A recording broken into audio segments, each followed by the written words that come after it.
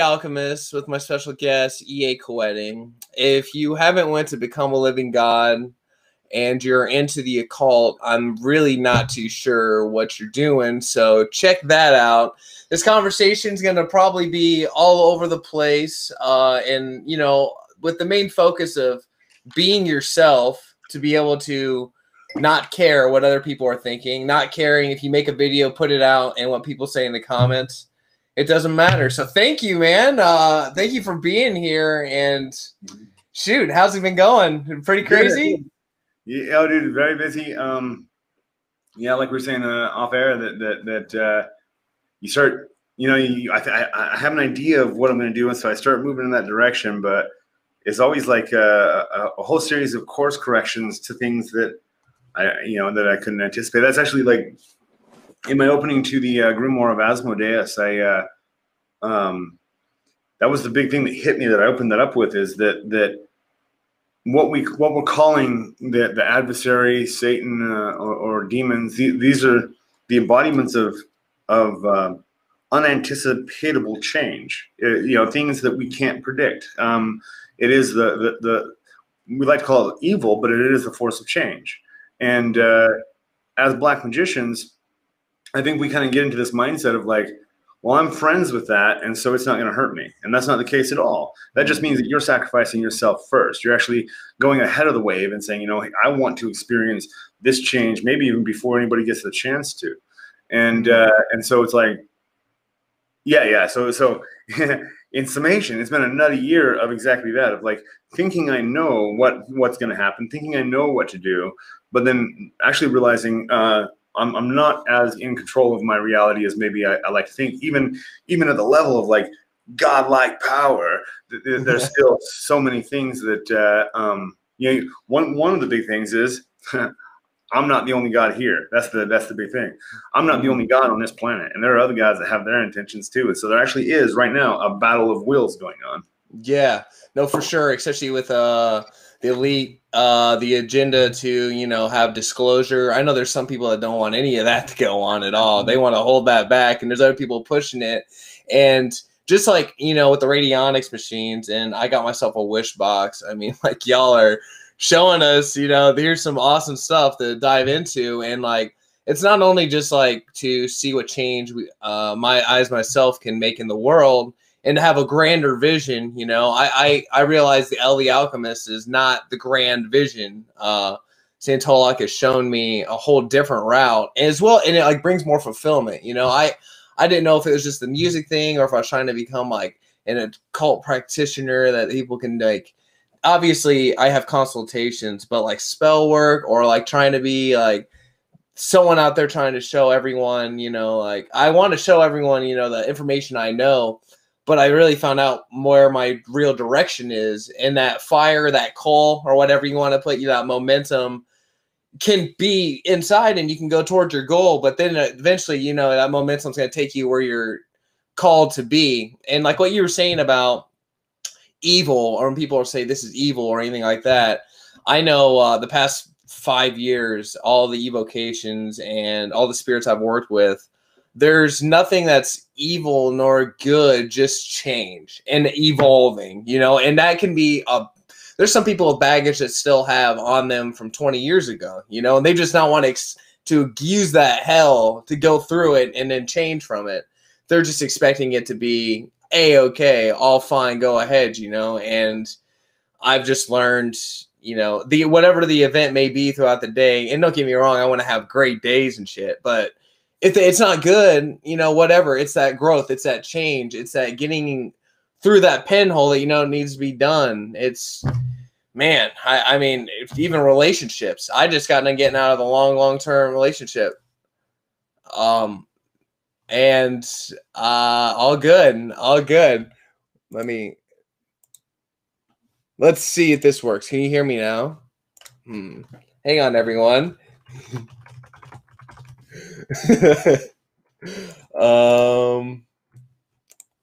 Okay. Let me try something. Input. And all right, can you hear this? Okay, and let's see if you can hear this. Yeah, all right, one sec. I can't hear you, but I can kind of see. I can. Mm-mm. Hello, hello. Ooh, All right, there we are. okay, yeah, okay. All right, all right, all right. I think we're square. You know what, dude? Uh, Anytime I get on people's channels, it's always an electrical situation, dude. right. Because there's a massive amount of energy and downloads, everyone. So Right. replug back in. Shoot, where did that Oh, go? you were on a straight roll too, man. I don't know. You were rolling with it, and then it just did like I don't know. That's okay. One thing I remember is the thing you're talking about, evil. Like, what is change? And change can be hard. Change can be a pain, to go through this small hole. And I just got out of a short-term, long-term relationship.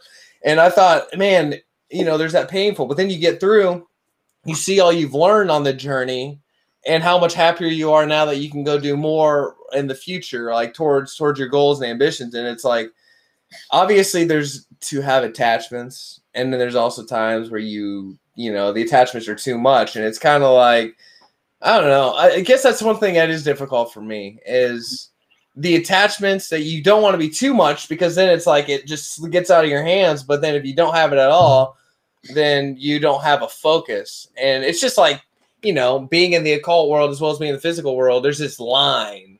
You want to make sure you're balancing the line. And I know, like, people can go crazy or whatever. It's because they don't have that grounding in the other side, and other people can't get into it because they're too stuck in that reality.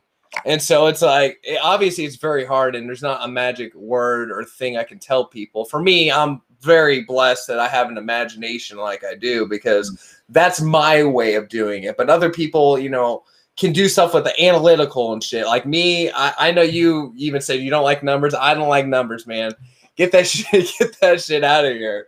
Oh yeah, no, that's I was shopping with my daughter yesterday. We went out to clothes shopping, and we went to I had to give my social security number for a credit card at a store. So yeah, the bigger goes, yeah, just go ahead and input your social security number, and I kind of have that lockup of anxiety of, oh no, numbers. And my daughter's like, yeah, and then she said, blah, blah, blah, blah. And I'm all, like, I need absolute quiet in order to remember the numbers to put in this fucking pad, because the numbers are not my thing. But, so it's like, I got a question for you that's like, let's dip into the personal a little bit. Yeah. As your relationship was coming to the end, did you get crazy? Did you find yourself acting and feeling crazy?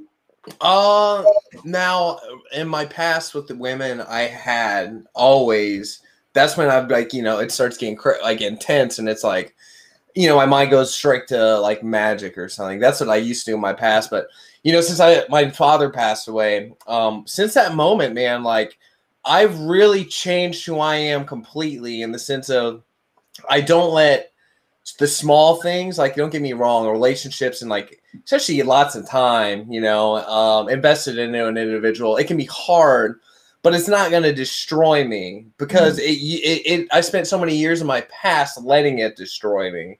So it actually wasn't nearly as hard as things I've had in the past. Like, I was like, this sucks, but it's just, I knew enough things we disagreed on, even certain philosophies and just way of thoughts. Like, don't get me wrong, it's fine, it's great. You don't want to have a copy paste lover. You want to be able to sharpen together. But there is, a distinct, like, I'm not so afraid to go take action. That's the way I felt. I don't really care, but this podcast name, Be Yourself, like, I don't care what people are going to think or what they're going to say, because people are people. They do their own thing. And when you focus in on that, then you're afraid. It's like you're kind of like doing this like a cocoon, instead of blasting out that light, because you're afraid that someone's going to judge you. You're afraid they're going to be looking this, that, and the other. And I'm just not about wasting any more time caring about, like, you just got to move forward. There's friends that are in your life for like 4 or 5 years, and you think they're never going to leave, and then they're gone. It's like, at the end of the day, you can't be afraid to be alone. I don't want to be alone, and I am a people person, like I really am. But I'm also like, sometimes whatever happens, happens, you know. And I know that was a tangent that went off completely off on that, but yeah. But like, so the first time we had I did an interview, you and I together, was right after I'd broken up with my ex-girlfriend, and dude, that tore me apart. Like, not just the breakup, but like the lead up to it, the years worth of fighting for just our constant thing was fighting. That's how we connected, at the end. And there was a point when I like fell to my knees on the ground. I'm like, just tell me what I need to do to make you happy.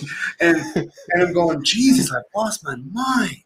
And it's amazing how insane you can get in a relationship, like, and specifically like the chemical compound that comes into play when you're dealing with somebody that you're sexually attracted to is nuts. And then especially if you have sexual history, you've got emotional history, you've got things you've been vulnerable with, that the things that nobody else maybe knows about you, that one person knows. And then to have that, I don't know, like, it is such an intense thing, and like, I think like every bit of that is so valuable. Like the heartache, all of it is so valuable. I found myself at a point, though, man, I was talking to one of my coaches, and I was like, look, I just don't know what to do. I don't know what to do with my career. I don't know what to do with my life. I don't know how to raise my kid. I don't know how to even pay the bills anymore. Like, he's all, whoa, one person in your life did this. One person, and all they did was leave. And you fall apart. Like, one stone gets pulled out of your castle and it falls over. I was like, oh man. He goes, yeah, you get to get before you let another woman tell you what to do with your life, you need to get your shit figured out. It's like, oh yeah, whoa. Yeah.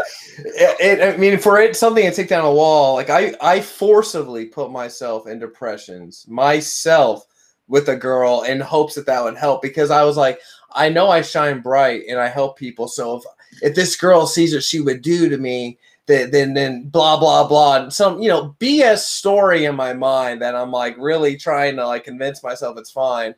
And it's just over and over, I just get taught the lesson. Like, every love spell was a growing confidence, jackass. That's what the spirits basically would say.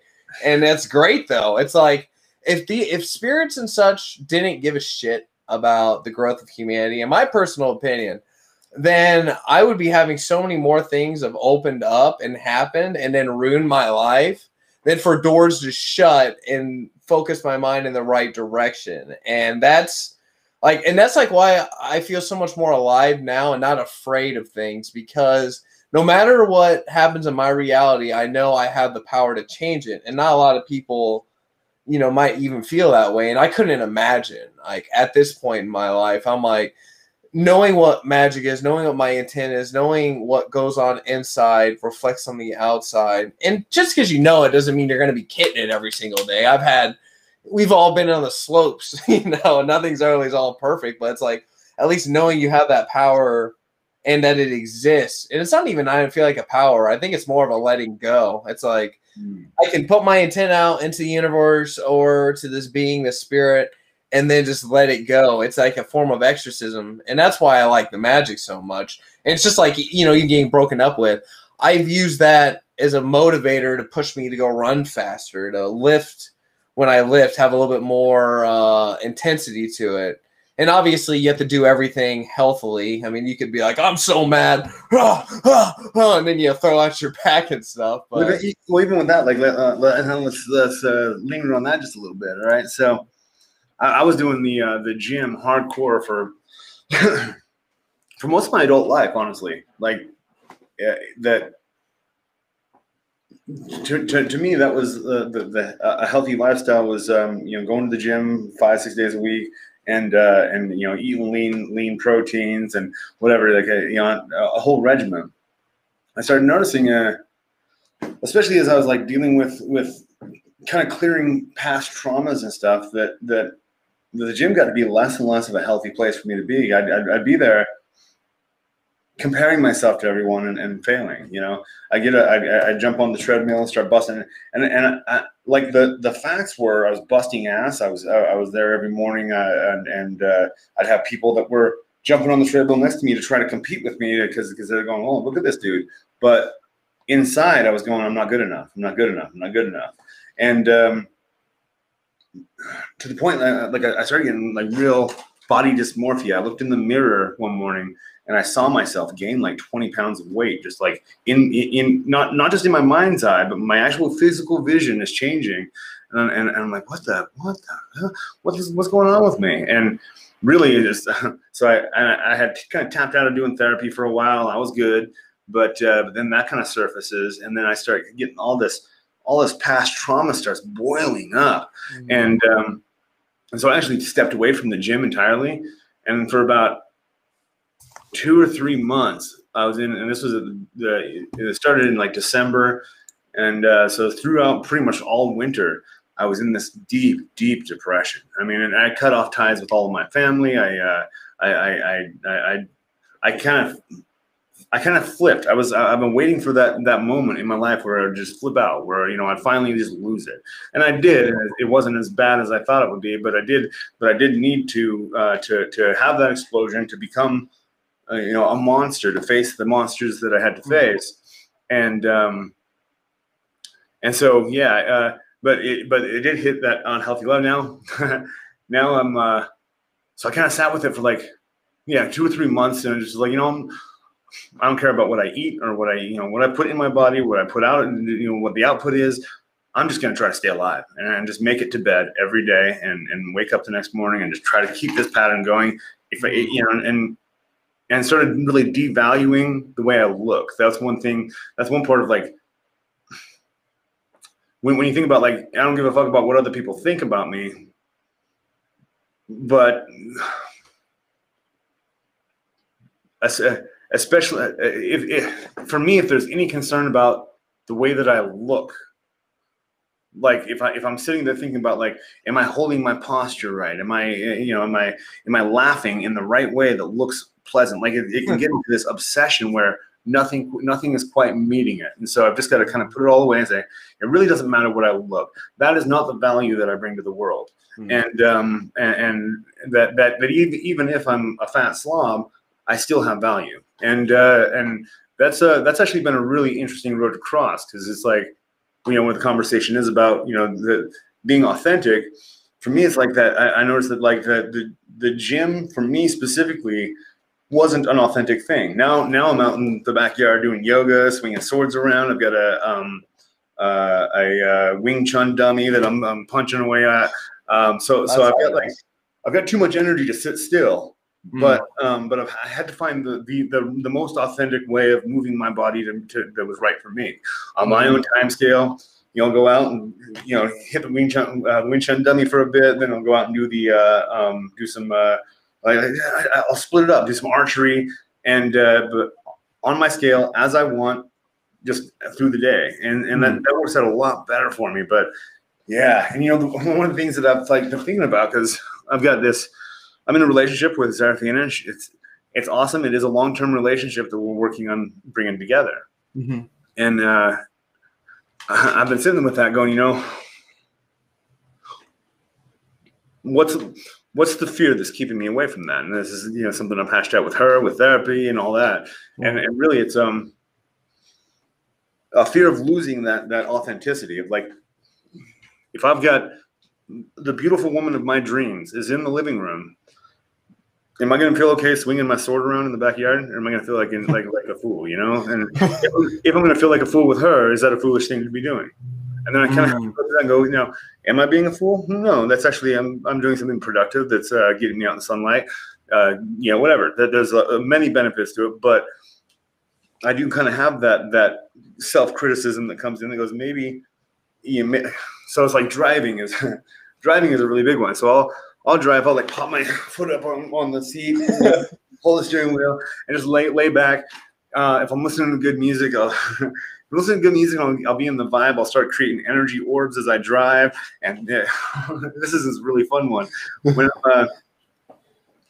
if I got to slow down fast, I'll still have a hand on the wheel. I'll take the other hand. I'll grab the momentum. I'll feel the energy of the momentum of the car as it's slowing down and losing that momentum. I'll feel it and I'll grab it, and it's like a pace that I'll gather up, and then I'll have a handful of momentum.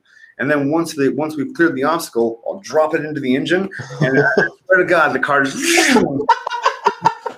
Dude, you know what? I don't even think you're bullshitting, because I've known when my vehicle's been slippery in ice, I feel it and I can control. Like, I've slipped, like as it slid, I've felt my body become the car and then fix it, and it's worked. And I'm like, is that me, or am I blasted? What's going on? And that's the big thing. So like even saying like I can do this, it's like, no, this is something that can happen through me, and it's not like I am doing it. I'm not. And this is with a lot of the Eastern martial arts that I've been learning lately.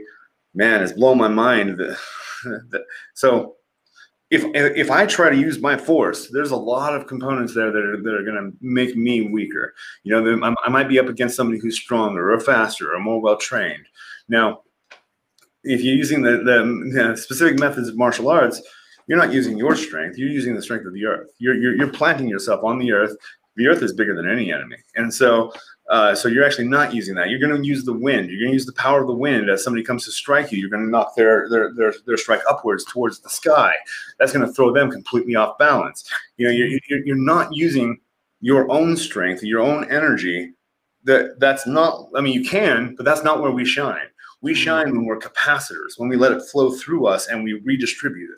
It's like a jiu-jitsu almost, you know, using the person's momentum against them instead of having to, pull that out. Exactly. Yeah. So, with that, like, I started paying attention to those subtle things, like the energy of that, but of the momentum of the car, and I can feel accidents before they happen usually, and swerve around them. You can feel the momentum of the crash before it happens, and you can play with it. It is like you're living in a very thick energetic vortex that you can just play with. But so if I go outside and I start meditating or drop my state at all, the wind will start blowing, and it'll, as I get deeper, it'll get more, just more and more intense, until I think, like the wind's blowing, I did that. As soon as I have that thought, it's done.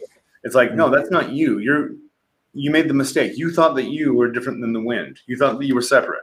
You thought, you know, it's like as soon as you I think go either above or below the mind state of separation, and you start to, like, for magical stuff, you know, the thing that you want, you've got to lock onto it as if you already have it. Once you get to the point that there's no separation between you and the thing just comes. And one other thing, like, along how everything's connected, like breaking it down to the atoms, since everything is atoms and everything is vibrating at all times, we are just a field of energy, all like an ocean, exactly like around us, and everything is intertwined and connected, and it's very fascinating. You know, it's just like the text. If you're about to text someone, you know, a lover or a friend, and you visualize that in your mind, and then you're like, I'm going to hit them up, and the next thing you know, they're sending you a message. You know, there's all these things are intertwined, and it's also, I had a wild experience happen, you know, at a place I was working. Like, I started to get really upset with this guy who I was working with, and like to the point where I was like, this is becoming a blockage.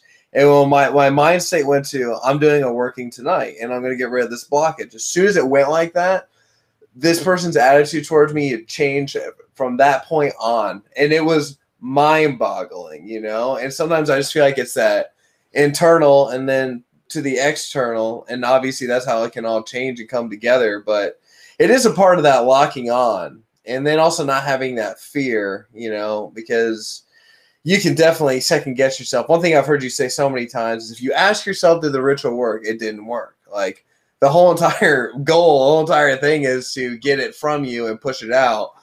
And that was an issue for me, you know, being able to get the visualization and then really focus in that energy and then let it go there. And I think that that's just how everyone has that issue. Hell, you know, you wake up in the morning and, you know, I wonder where we're going to have lunch today, or am I going to have to poop in a bag, or am I going to have to do all these things? No, there is something to that, though, where you, well, one of the first things I noticed is, like, I I can't let the first few minutes of the day define my day. Like that messes my whole day up from the start. Because when you wake up, you're waking up into this world in pretty much an animal state. We're biologically, we haven't, it hasn't been that long since we were running away from big animals, as like our daily life. And so we haven't really outgrown a lot of those instincts of looking for the predators and looking for the thing that's wrong. And so it's like, when you wake up, your mind's already in this state of like something's wrong, and I've got to be alert and I've got to be ready for it. And for me, that's where I've got to get into a morning ritual, morning meditation, do something to really like harness my day right off the bat. And then what's really awesome is throughout the day to try to not take my own feelings too seriously, like specifically my feelings and my thoughts. Like my mind is just going to keep doing what it's doing. It's going to keep questioning, doubting, and second guessing me. There's going to be that kind of ongoing thing. That's what the mind does. My emotions are always going to be triggered. They're always going to have little thorns in them. I'm a Pisces, I'm a sensitive person, whatever. So so I've got all those factors. But just knowing that that's my way, it's like, all right, cool. I'm not gonna make like you. I've grown to a point of I'm not gonna like burn my entire empire down because I got pissed off one day, And it's interesting. How old are you? I am 28. I just turned 28 not too long ago. All right, you got to jump on it then. Good. I'm 41 and I'm learning this stuff, so it's like, oh man. Well, shit. I mean, that's the funny thing too. When it comes to wisdom, I'm all about, there is a respect your elders, but there's some people that haven't changed who they are since they've been 16 years old that are 90 years old, and then there's younger generation like that's around now that's very wise, and they've learned a lot, and they've seen things, and they want to change. And that's why I've honestly, what I'm working on now is a kids show. I think that it's where I should have been this whole time, because I got this going on. What's going on, everyone? You know what I'm saying?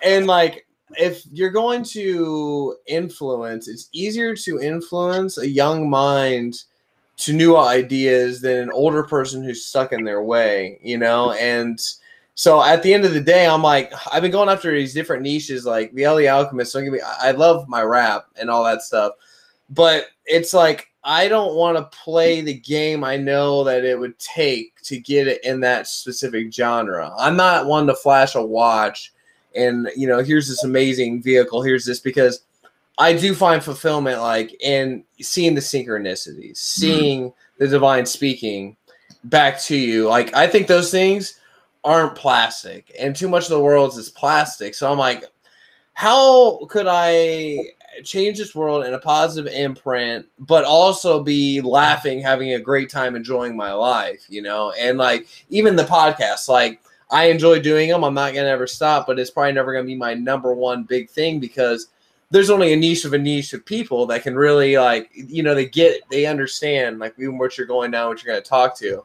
And, that's why I still make my channel, because it's for those type of people. But I know that it's not my big route, unless I chose it to be.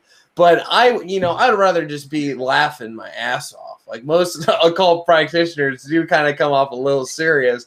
And that's why, I really appreciate you and JS. I think you guys are hilarious. And DH, like, you guys also have this, it's this natural, this comical part to it, because everyone, the too serious shit's like, it's too much. And like, for myself, like, I'm like, what can I do to make sure this planet will be sustainable, like, as well? And I know that there's some things that are just what the way they are, and the world is in this natural process just because it's like a 26,000 year cycle.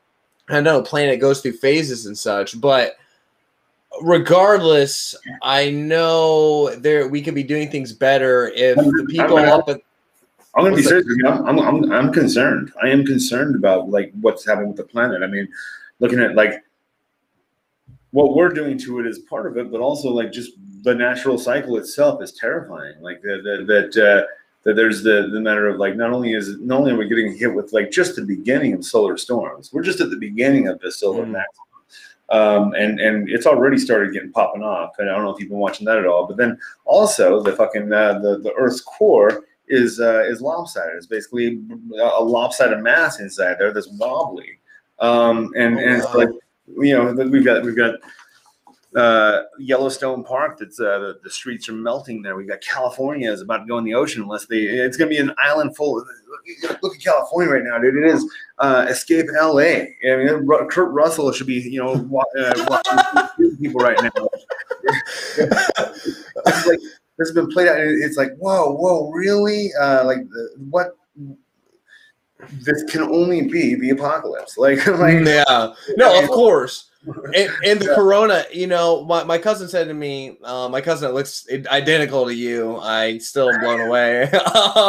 Dude, he tells me, he's like, you know, the virus, it could be crown chakra. You know, they say corona for your brain, as in like, and not only the fear of the disease itself, but the financial aspects, the, you know, worried about talking to people as close. It's this crown chakra that's kind of just getting like blasted away to this illusion of stuff, and there's all these other things going on, and we're kind of just ignoring, and then hey everyone, look at this, hey look at this, when there's just other things going on, while the people who could make this whole world change, these corporations, and you know, us motivating people on the news with healthy lifestyle living, with instead of fear. How about, hey, did you do your exercise today? Did you stretch today? Did you have some healthy foods today? Like that time needs to be more implemented. What's that? Like time outside in the sun, you know. It's like my daughter, you know, is that was one of the first things when this virus first started going around. You know, after I got out of lockdown and I got her in the house, I was like, all right, so first off, like this could get bad. If this does get bad, we're in the right area. I chose this area for a reason. Now here's what we're gonna do. If you can't get back and forth between me and your mom's house, here's where we're gonna meet. Here's what we're gonna do. Start developing that plan and going, okay, now here's what we know about this. This is it. You know, vitamin D was one of the first things. How do you get vitamin D? You go stand in the sun. And so, you know, whether or not we feel like it, we're both going to get out in the sunlight once a day. We're gonna just little adjustments that are like, it's like living consciously. It's not even about like being, because for me, I've got to take a lot of things and kind of like de-escalate how intensely I get, because I can only attack so many things with the aggression that I attack things with. And so it's like I've got to kind of mellow out on the things that aren't really worth my full strength. And then with a lot of things, like I know if I start worrying about Yellowstone, that just gives it more of a likelihood to pop. And so it's like, you know, you hit on this earlier, where it's like, we almost kind of think that it's a game of power and control, but it turns into a game of surrender. And you can the people who are like, well, when I did the ritual, how soon is this going to come? As soon as you forget about it, as soon as you completely let it go to the point that you don't care. Yeah. Then at that point it just starts to move. Because if you have you putting any intent on, oh no, I did this, I'm going to get yelled at, or oh my gosh, is that cop going to pull me over that's been following you, and you keep feeding that into it. It's why they put the stuff on the news that they put on there, because they want it to be emotionally empowered, and you know, for people to go run wild. Like there's still people, and you know, I know everyone has their own health history and all that, but like to have a face mask working outside, to me, I'm melting, like my brain melts, and it's honestly, I feel more sympathy for that person, because I'm like, I don't know how much fear that person must have. Like that is an immaculate amount of fear. Well, like, so people for forever, like my whole life, and I'm sure well before that, it's known that the conspiracy theorists are the quacks. They're the ones you gotta watch out for and whatever. But then we got Epstein. Well, like, what the hell is that? That isn't that a proof of everything that Alex Jones says right there? Yeah. And then you've got Fauci, the one telling everybody to wear masks. He is funding the very lab that may have leaked this. Like, are we for reals right now? Are we gonna still question the conspiracies? like I do think that we've got to get to a point, like the rigid mindset. It not only does it have to change, it is changing. There's a there's a massive breaking. You know, I said that we're experiencing a battle of wills. It is like how far can you stretch your reality? Like how before you close down, before you tap out, you know? And it's like, for me, that's what magic is even about. It's not even about controlling the outside world. It's about seeing how far I can push my imagination and myself to have an experience of something otherworldly. And it does, it comes about by paying attention to the subtle things and then really investing in that until the subtle things become the obvious. Yeah, and you'll definitely start seeing those things reflect outside of your own perception. You know, that's just like, it's unreal, it's unmatched. There's like omens and such, and that's, to me, those are gifts that make me so much more invigorated to being alive than maybe this type of money or this, that, and the other, something that's plastic. Because the plastic world, don't get me wrong, it isn't. You got to have money. You got to put food on the table. You got to provide, especially if you have children. Like 100%. There's no, hey man, I'm just gonna go sit out in the garden and hit nirvana. You know, at all point, well, you have to have that. The truth is that if you're engaging in this conversation at all, you're locked into a system that doesn't really provide any other path. I mean, you know, like. It would be great if you know, I mean, and I'm sure we could. I could take my daughter and we could go live off of the land. Yeah, there's just not like what land. I've got land here. I'm living off it the best I can. You know, but it's like, yeah, that we're all born. We're given this string of numbers assigned to us, stamped on us, and then we are property that's in service of whatever country we happen to be born in. Like it's a really ridiculous game, and I think it's I used to be really focused on, like, we've got to do rituals as magicians together and individually to get certain world leaders out of place, to install the right people. There are no right people. If you can get into that office, you're corrupt. Yeah. And so it comes back to an individual level. And I see this playing out in the financial field, in the cryptocurrency.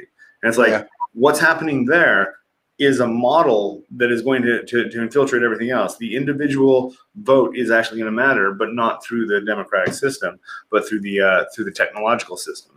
Yeah, and this integration of that, making a spirituality with the future technologies, but you know, you got to have the right balance. It's just like being able to be in both realms.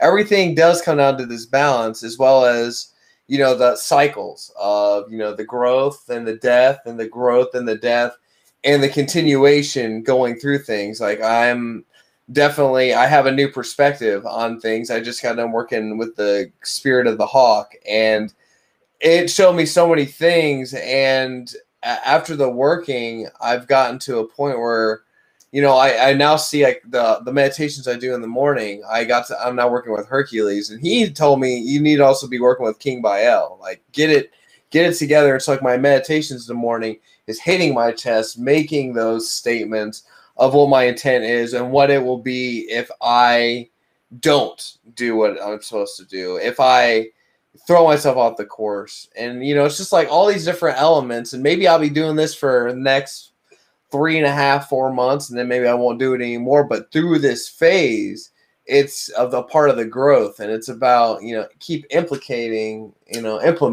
what we need to be able to keep that continuation to go. But yeah, that's been actually my meditation today, has been on my way. You know, so I kind of had the message come through. You don't need a religion. You don't need a cult or a following. What you need is a way, and you need to understand what your way is. Your way is not like anybody else's. Your way is completely yours, and you've been doing it all along. But you need to kind of find out what that is that you've been doing and start doing it on purpose, and then you'll be walking your way. Like and it's really a beautiful thing that. Like, I look at the different path workings you can do, and I got a question for you. So did the hawk lead you to Hercules? Yeah. Because isn't it like isn't the hawk the one that eats his or no that's the other That's Prometheus, I think. that's Prometheus, yeah. So the hawk eats Prometheus. It was actually an eagle, I believe. That Okay, one was all the right, eagle. okay. Because Zeus, I know Zeus and the eagle, man, and that whole Inky Enlil situation going on. No, but that's me. But that's crazy that you just said that, because he definitely did. I worked with a goose because I think it's hilarious. That bird just makes me. I made that Get Goose song, for God's sakes. And then I worked with a turkey vulture, and turkey vulture really helped me eat the death essence within that kept sticking on. And then I don't know if it was a he or she, but it ended up showing me Hecate. And to go talk to her, and she told me, like, you're out of the underworld now. Like, you've been out for a while. Like, now just go forward. Like, quit going, putting yourself back in a place where you were, and go forward. And then from there, I went over to the Raven. I was tapped in with the Raven because I see these 3 ravens that will just be in different places at all time, especially when I start talking about the Watchers out loud. I'll start seeing those 3 there, and I'm like, all right, you guys are there. But they kept showing me the revelation. Like, in the morning, I would wake up, and I would have flashes of what would happen throughout the day. And then it kept showing me that. And, like, I was like, holy shit, this is awesome. But also another part's like, when that happens every day and you have that internal feeling something's going to happen, then sometimes you let that feeling take control. So if it's something you don't want to happen, and then you just let that happen, because you're like, oh no, or can I change it? So I only worked with it for so long because I was like, all right, I'm done with the premonitions of this stuff. I'm going to live it. It's going to be fine. But then the hawk, I was working with him, and I was like, I really need to, I don't know if it was Hermes, because Hermes has been the one that's been telling me what to do, basically, because I'm kind of doing this Greek thing mixed with the shaman thing. And yeah, it was to work. I was like, I want to work with Hercules. And they said, work with the hawk, which will lead you to Hercules. And that has been so great. Like this Spartan I ran, it was so corny. It showed me so many things, because not only when I started working with the thing, I wanted to go move somewhere different. I wanted to go to South Carolina. I wanted a new job. I wanted to quit. I wanted to be with this girl forever, just have her in my life. And, my Ellie Alchemist, that thing. And now I want to be here, stay focused on my goals, do this show. And I built up these financial portfolios. It was just crazy. It made me have such a big perspective. Now you launched this with usually a Spartan race? Yeah. Dude, I signed up for one of those, and I started training for it. And my ex-girlfriend was going to join me in it. And so we were all pumped up. And it was like a week before, she had she had a sprained ankle that was like totally a fake sprained ankle, like totally fake. And it was like, couldn't really call her on it too much, whatever. But it's like, come on, you fucked this up for me. Like, that was gonna be so fun. Was it fun? Dude, they're incredible. It's the second one I've done. And the first one I did in honor for my dad, and this one I did for the honor for my dad, and then the hawk, and to see Hercules. And dude, my buddy told me, I had no idea. The entrance, there's this hawk sitting here the whole time. Throughout the race, there's a hawk flying above. And when we were leaving, this is when I drove back to my hometown and ate food. I was on my way home.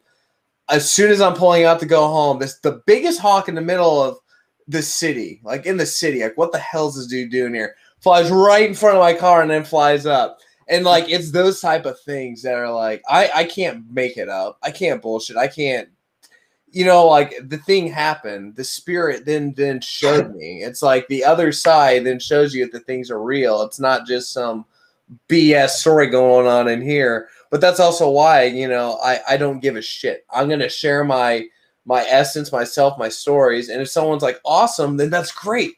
I hope that inspires them to do something like, along those lines and know it's real. And then people are going to be like, you're full of shit. And I'm like, that's cool, man. Like, go ahead and drink the Kool-Aid, bro. Like, I'm going to have my fluoride-free water. Yeah, like there is it's funny because it's like, it's not, the fear is not there. It's just that it doesn't tell me what to do. The fear is still there for sure. And actually, I try to find ways of like leaning into it, but sometimes I just gotta like put it to the side and say, I'm not going to pay attention. So for instance, I had a film crew come out here that ended up doing this documentary that was on. I think they put it on Shudder. That was about cursed film sets and cursed movies, and so they brought their film crew out here. I did a little speech for them, and they go, "Yeah, can we actually document and film you doing a ritual?" I'm like, "Yeah, that's what I do," and so we go, "Well." There's actually like background that nobody really has is I go, here's the thing, I can't do just like a fake ritual. I can't fake rituals. Like I've learned, I've tried, and like it's not even they don't even start. Like you can't I can't even start a fake ritual. I don't know how to do that. It's like it's a Shakti thing. I've got to you're talking about the cycles. It's not a perfect circle. It's a long wait and then a sudden action. It's it's a period of sitting and being sometimes bored, sometimes frustrated, but always it leads to inspiration, and that inspiration lights a fire, and that fire makes you jump. Yeah, and then you land, and sometimes you got to clean up the mess, and that's what creates progress. And then you wait a while. It is a long wait and then a jump. But so I'm like, yeah, so. I'm not going to be able to just like demonstrate something. I've got to be working towards an end. So what's the goal? He's like, well, we're talking about curses. We're talking about a movie, and so we actually threw out a movie that was in production. It was actually finished with production. It was in the editing process, and he's like, let's stop this movie. And it's a big movie. It's a big movie, and that was like 3 years ago.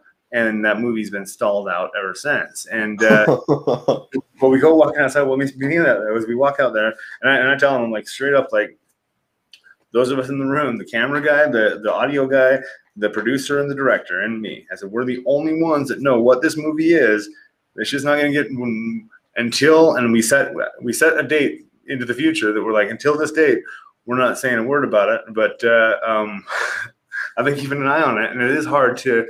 There is that fear there of like, what if I'm wrong? What if they documented me doing something? What if that turns into an absolute success and I'm an idiot, But yeah. But I've got to take that fear and just go, kind of dismiss it. Just dismiss it. Like that's not real. That's just my mind doing my mind thing. But we walked out there. As we walk out, as I start the ritual, there's as I fall into the faded gamma sink. Flock of or a murder of crows flies overhead. loud as all hell. Does a whole loop around. They're nudging you. Are you guys getting this? Are you getting this? And as I'm doing going to the incantations, all the dogs in the neighborhood and all the coyotes start screaming, and it's like. There is something though with specifically with birds. Well, we mentioned the hawk and the ravens and such. There's something with birds. The birds are not just birds. Birds are in between. They're not fully on the ground. They're not fully in the air. They're in between the worlds. Just like cats and such. And I did the ride deification for someone, and all the creatures at night, man. It was in all directions, all are making all these noises. Like you have owls going, which is classic. And then you have, dogs barking and all that. And it's like there is other fields so surrounding us. And like it's always just been such a big thing for myself. Like I feel like my life mission is to help people. I'm in a neutral place. I just want people to know things exist outside of their own perception. And because by knowing that, I feel like you can evolve so much more. Because if you don't, then you're trying to find this meaning and this created plastic world, and it's hard to find that meaning in that world. And I mean, don't get me wrong, it is fun. I can go have fun in that world, especially if I went, to a club with some crazy techno music. Like, of course, it's gonna be awesome. But it's really trying to find that meaning. Well, I was actually it's crazy because I was thinking about that like right before we got on. I was telling a friend about this ritual that I did during the eclipse just the other day, and it was a crazy ritual. I threw myself into it. I got all my crazy magic tech going, I've got spirit boxes that are scanning stations and popping off static noise and whatever. And it got so loud in here. I'm screaming incantations against this wall of static sound that grew literally out of nowhere. And I mean, wow, crazy cool ritual. I'm like, I was telling my friend about this today. I said that is what ritual is about. It's getting lost in it, getting throwing yourself into it. You've got a fixed intention of what you would like that to do, and you're putting yourself into alignment with it.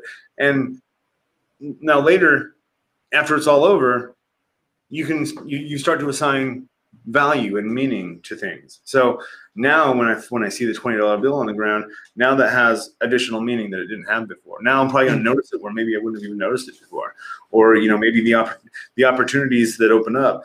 I mean, they do come by seemingly magical things, but once we're able to do with this what we've done with all other forms of magic and turn it into a technology, dude, at that point, I mean, like you mentioned disclosure.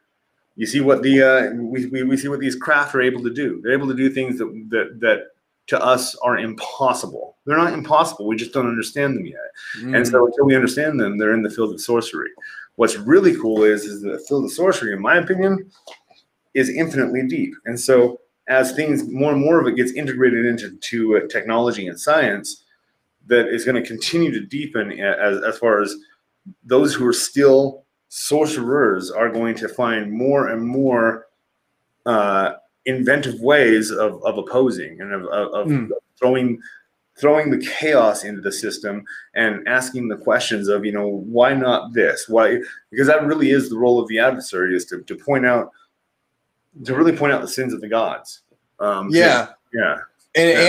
it's going to amplify. It's going to continually amplify its momentum and power towards it. And that's like what I'm really figuring out too. Like, a wish box, radionics machine, the fact that can have a change in this world. And I've already seen it with what I've been doing so far. And it's like, by the integration, the more we learn about the disclosure, the more we're going to realize all the information stuff they taught the humanity back in the day. Because I think we're going to find out that these rituals are connecting on that realm, and they can see that, and we do have that telepathy with the beings who you're tapping into.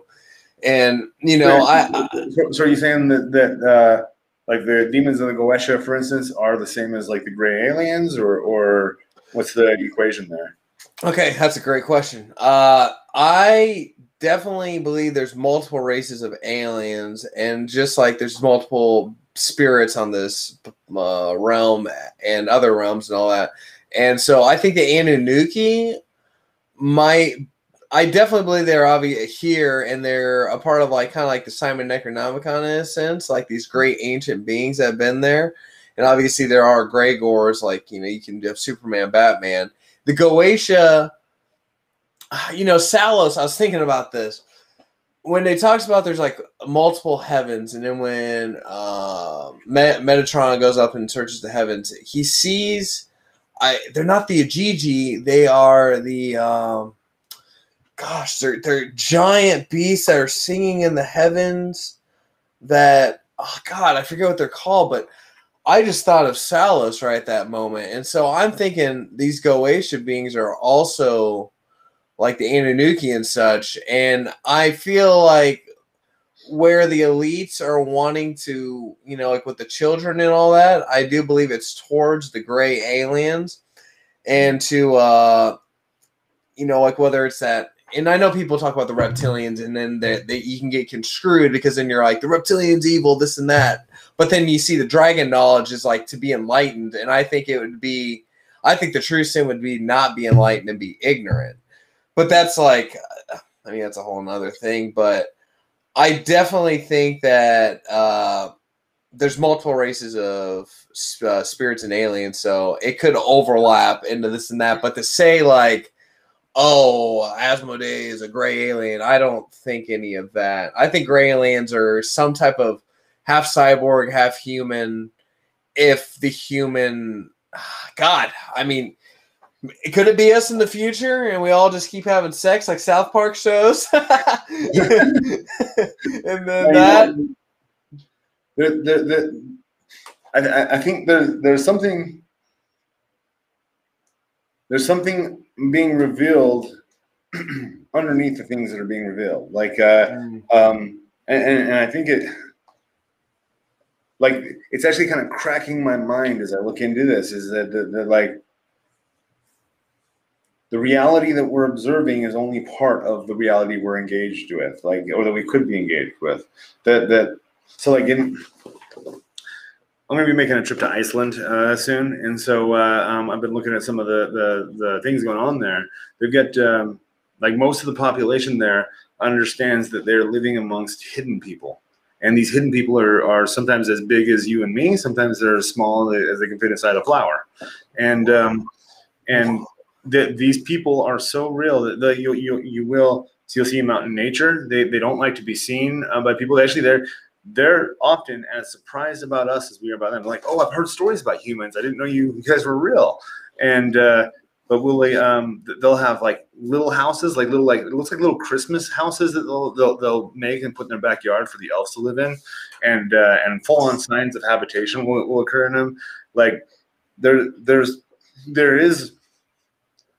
For some reason, this has been something that's been on my mind a lot lately. Is Abaddon's vision of gears around the Earth, that I saw metal gears around the Earth, like the Earth is actually not an organic thing, but it's a machine, or it's controlled by a machine. And he says, oh, I said, what does this mean? What's the meaning of this vision? And he says, the meaning of this vision, you still think that I'm doing symbolism and you think this is astral. No, I'm showing you reality. This is what it is. And it's like, wait, what do you mean this is what it is? It's like, yeah, you can't see it. This is physical reality. This is physical reality. I'm like, wait a minute. It's physical reality that there are gears around our planet. And then there are cities in the sky, possibly stacks of cities in the sky. And all of it is just out of phase enough that our machines can launch through these cities. We can look and not see it, but it is there. And yeah, is that what you feel like when there's UFOs and they disappear? It could just be going from traveling to one city to another, or just maybe a part of that system flashes out. It could be that. So with where disclosure's at this point, which is, dude, I never thought it would move this fast. Like, thank God, dude. Thank the gods. There are so many people that are like, oh yeah, we want the full disclosure. I'm like, dude, we're getting it. But here's the thing: is I think we're moving into a point, some sort of event or something that's going to make it so we all kind of see what's really going on. I don't know what it's going to be. It's like what comes to mind right now is the movie They Live. Like, we're all going to get the glasses. I don't know if you've seen that movie. I've seen a meme of the thing, but I know what you're saying. It's like you see the plastic world, and you put it on, and you see what's really going on behind the veil. Yeah. Yeah. So there is going to be. I mean, and maybe when I say there is going to be, I can even feel the wrongness of that. We are right now living in a moment that is an unveiling, and so I think that what we're seeing with disclosure is a preemptive. They're trying to get us ready, so maybe so we don't freak out so bad or something. I don't know. Or well, I don't know. Let's bat this around. Do you think that they know as little as they say they know? I definitely think they know more than what they're saying they know, without a doubt. But I don't know if the first rendition of a being that they show will be the one to trust. I feel like that might be some BS once they eventually do show a being here. And then there might be like the actual correct ones coming afterwards. I just don't. I have a really big problem trusting the government and anything they're saying, because the stuff that they're pushing, the stuff that, then they make their corporations push this on the media. It's like, I don't really know. If like the government says this is the one to trust and don't trust this one, I'm more bound to probably trust the one that they say don't trust. I mean, it's the government is the problem. Like that, when we look at the, it takes a lot. You really have to go out of your way to get me to the point that I'm going to come over and shoot you or beat you to death. But our government does that on our behalf every day.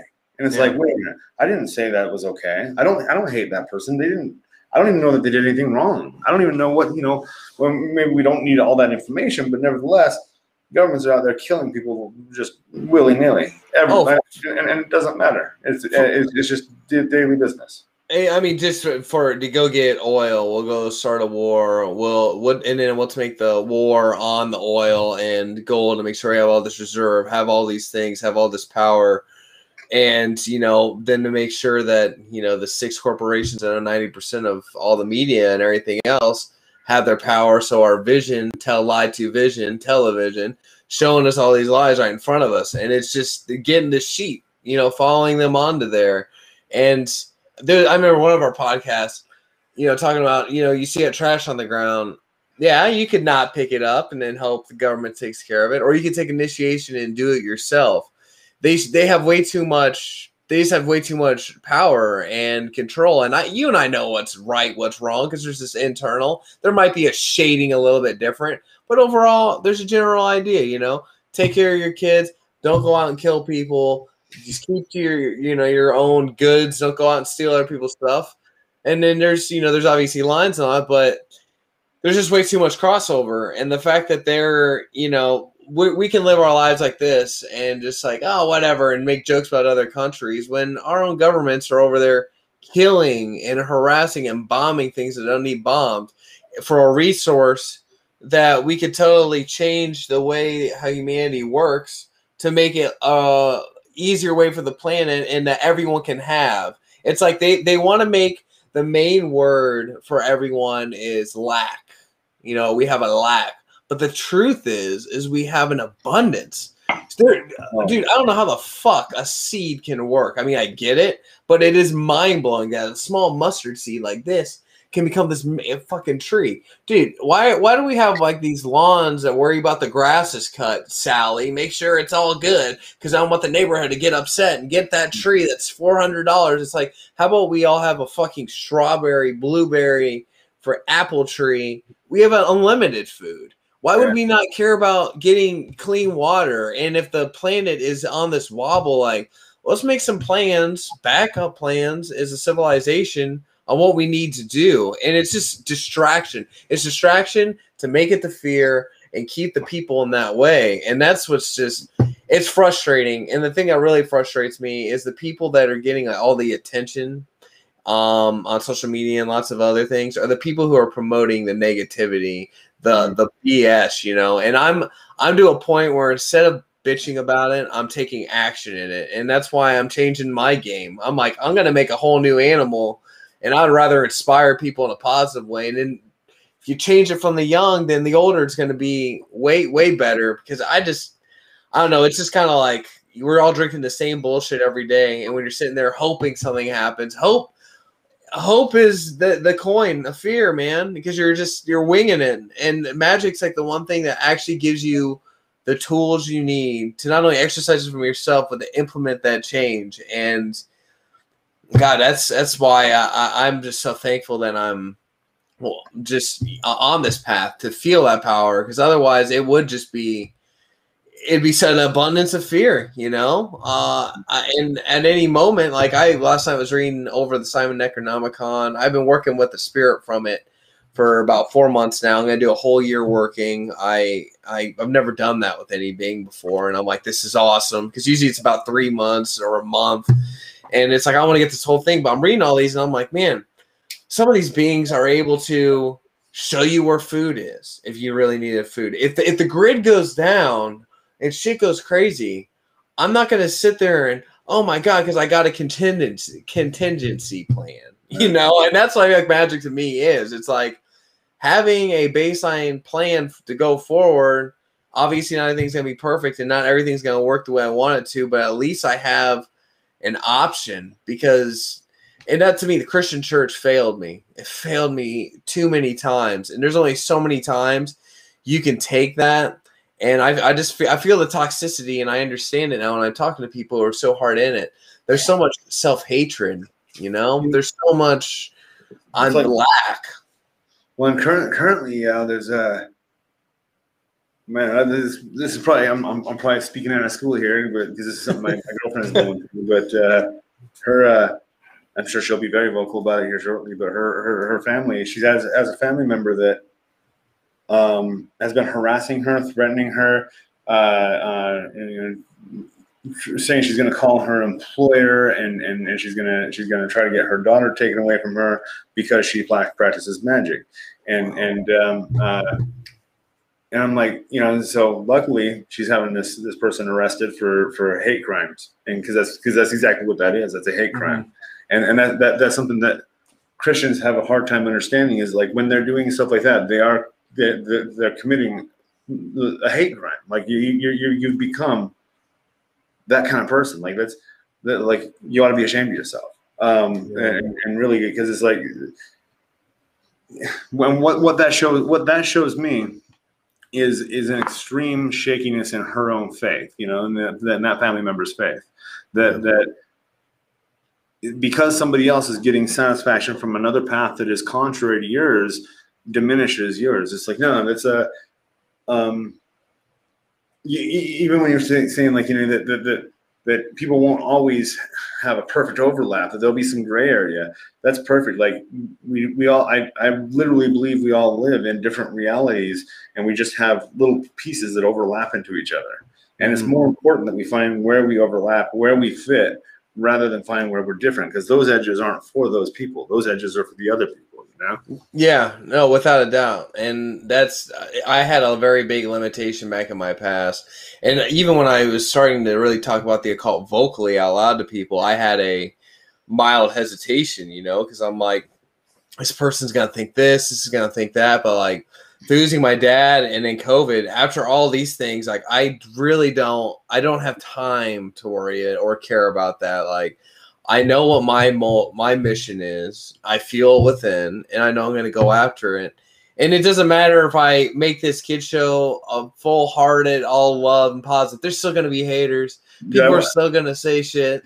I wanted to actually say something about the kids show. Like, do that for sure. Because like, this is actually something that Timothy and I have been talking about. I've been talking about my daughter with. That's who, but almost all of us started practicing magic and started first getting interested in it as we're going through puberty. Like that's the age that's the magical point where you start discovering your path. And if magic is for you, that's probably when you're going to start tinkering around with it. Yeah. And like, unfortunately, there's a million different legal loops that make me have to go, 18 and over only. Yeah. And you got to check that box. But, like I was talking to my daughter about this, and she goes, well, what kind of verification goes into checking that box? Like, do they actually like make you input any kind of ID or anything? Like, no. So you just check a box. Yeah. Okay. And it's really all ages. Oh, okay. Yeah, I guess. Yeah. I mean, if all you're doing is checking a box, I guess so. You just, and then, I guess if you've got a credit card, you can buy our stuff. There are loopholes around it, around everything for sure. But a kid show gets right to the heart of the matter. I feel like a good deal of kids. There were kids shows that a good deal of them that are just pacifiers. But then there are some that I start seeing this. The leaking information. There's this one my daughter would watch, Danny Phantom. And this kid would pop into the astral plane and stuff. And then, like, he's got somebody coming to attack him. And so he goes and grabs some red peppers and makes a circle of red peppers around him. I'm like, this stuff's a secret. Like, come on. It's not called the occult for anything, for no reason. But it is being filtered out there. But it seems to be leading towards. I don't know what they're leading towards, actually. Like, I don't know. I question the intention of media all around. The distrust that you have of government. I think I also have of media, because I don't see that they're too separate. Yeah, they're definitely not separate. And also, I want to make sure I launch this with my partner in this. For us not having any puppeteer over us, like that's one thing I despise more than anything, and I can't stand it. And honestly, ever since I've been getting like the past few years, getting even so heavier, deep into magic and all that, like I really have a problem having someone over my shoulder and breathing down my neck. Whether they say you got to be at this meeting at this time, you have to do this, you need to wear this, like. Lots of people be like, oh, I'll get the right car. I'll get this. Like, I'm going to show up. And when I show up I'll be on time. That's fine. But, like, I'm not going to have, you have to put this in the show, this, that, and the other. And there's a lot of conscious things that we have in this show that's not only funny, but it's going to make kids think. It's going to make kids, like, really see the magic. And, like, I have some, you know, we have this meditation man. Oh my God. It always does like this Confucius type of thing, like every single episode. And it's going to be like to bring people to a more conscious thing. So once kids enter that puberty, they'll have a better grounding. Because when I was entering puberty, I was all over the place. And then I was getting into magic. And that was just, I made so many knots I had to undo. And obviously now I'm happy that happened, because it's like, well, shit, I know what not to do. I know what to do. It's, you know, empowering, but it's like I want to make sure now people don't have to go fall through those pitfalls or to be stuck in this division and hate. You know, there's no point for that.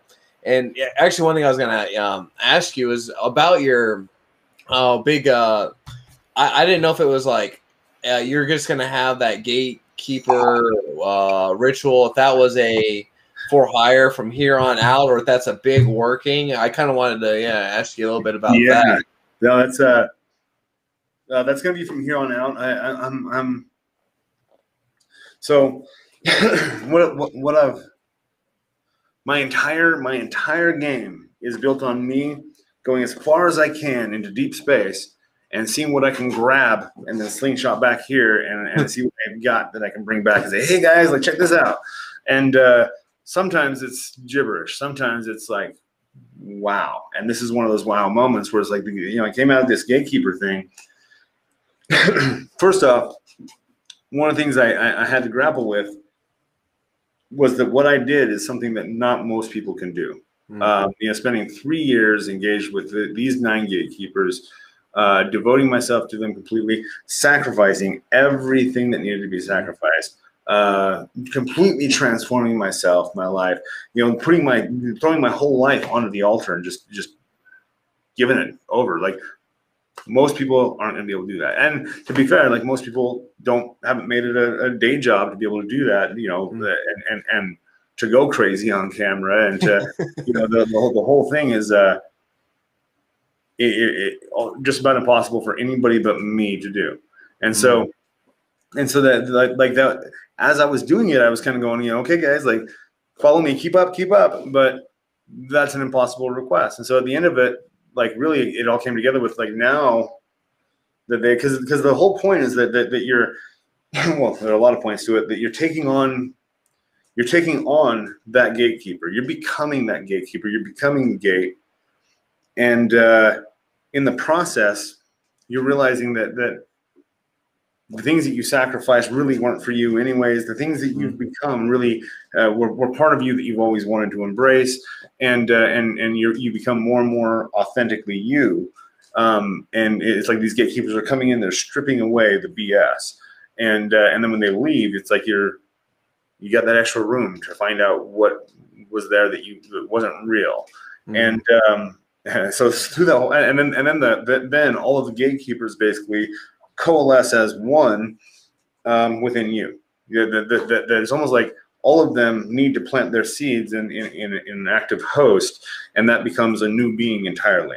And so this is the process that basically this ritual is going to do for people without them walking through all 3 years. So basically it takes 3 years of ascent and condenses it into a ritual, video course, text. So basically this is like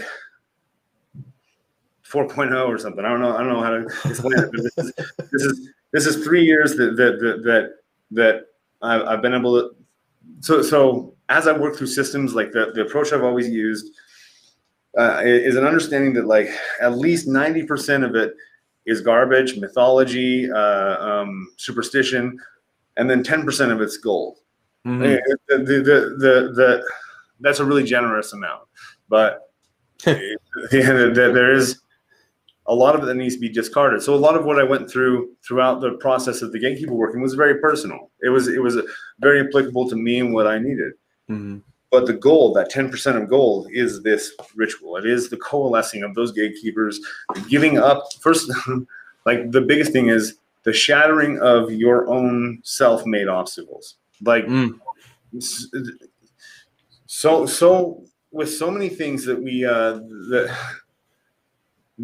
want to do, the things that we're like, oh yeah, for instance, I've got a beautiful Chevy Impala that doesn't run.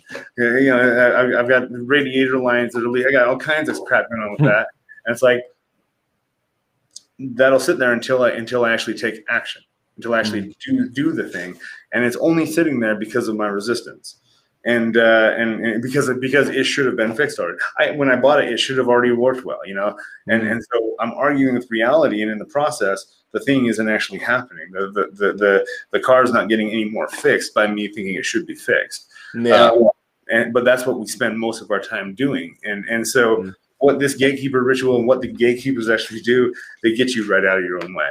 Like they lock on to what you actually want and who you want to become is the big thing, and then they just push you there. I mean, you like pull you. They clear your path out.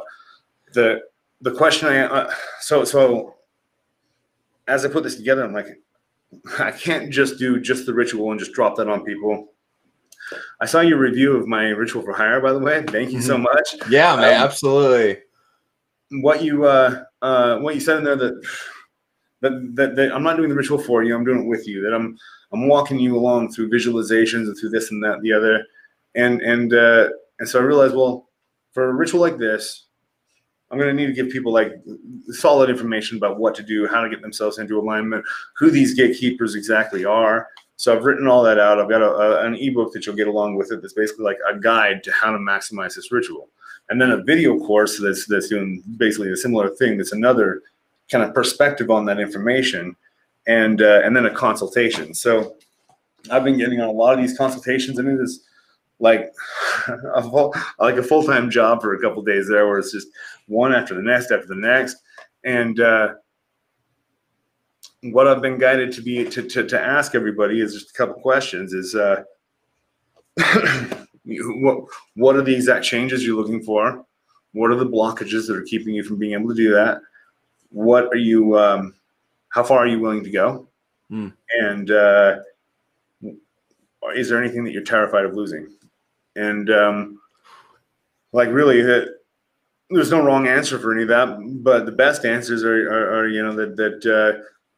that first off, the change that you want is something within yourself. If you only want your circumstances to change, that's fine. Your circumstances will change, but then they'll come back around to where they were before because you're the same person. Yeah. And so if you don't change yourself, you're going to create the same problems you created in the past.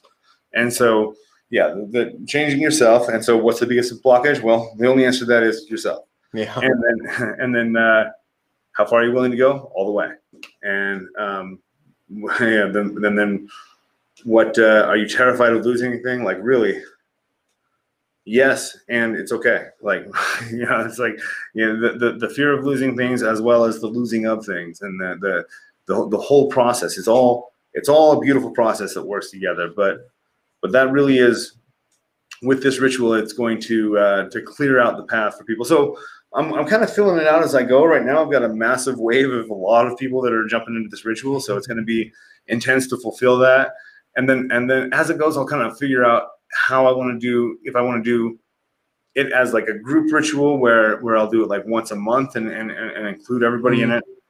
If I did that, I'd probably do it once or twice a month, and that could be cool because it would evolve each time. It'd be the same ritual kind of template, but I'd see it evolve as I evolve. So that for me, that really is a cool thing about doing what I do, is that I'll film a ritual or even just a lecture, and you can pay attention to and you should pay attention to what I'm saying and what's going on in front of you.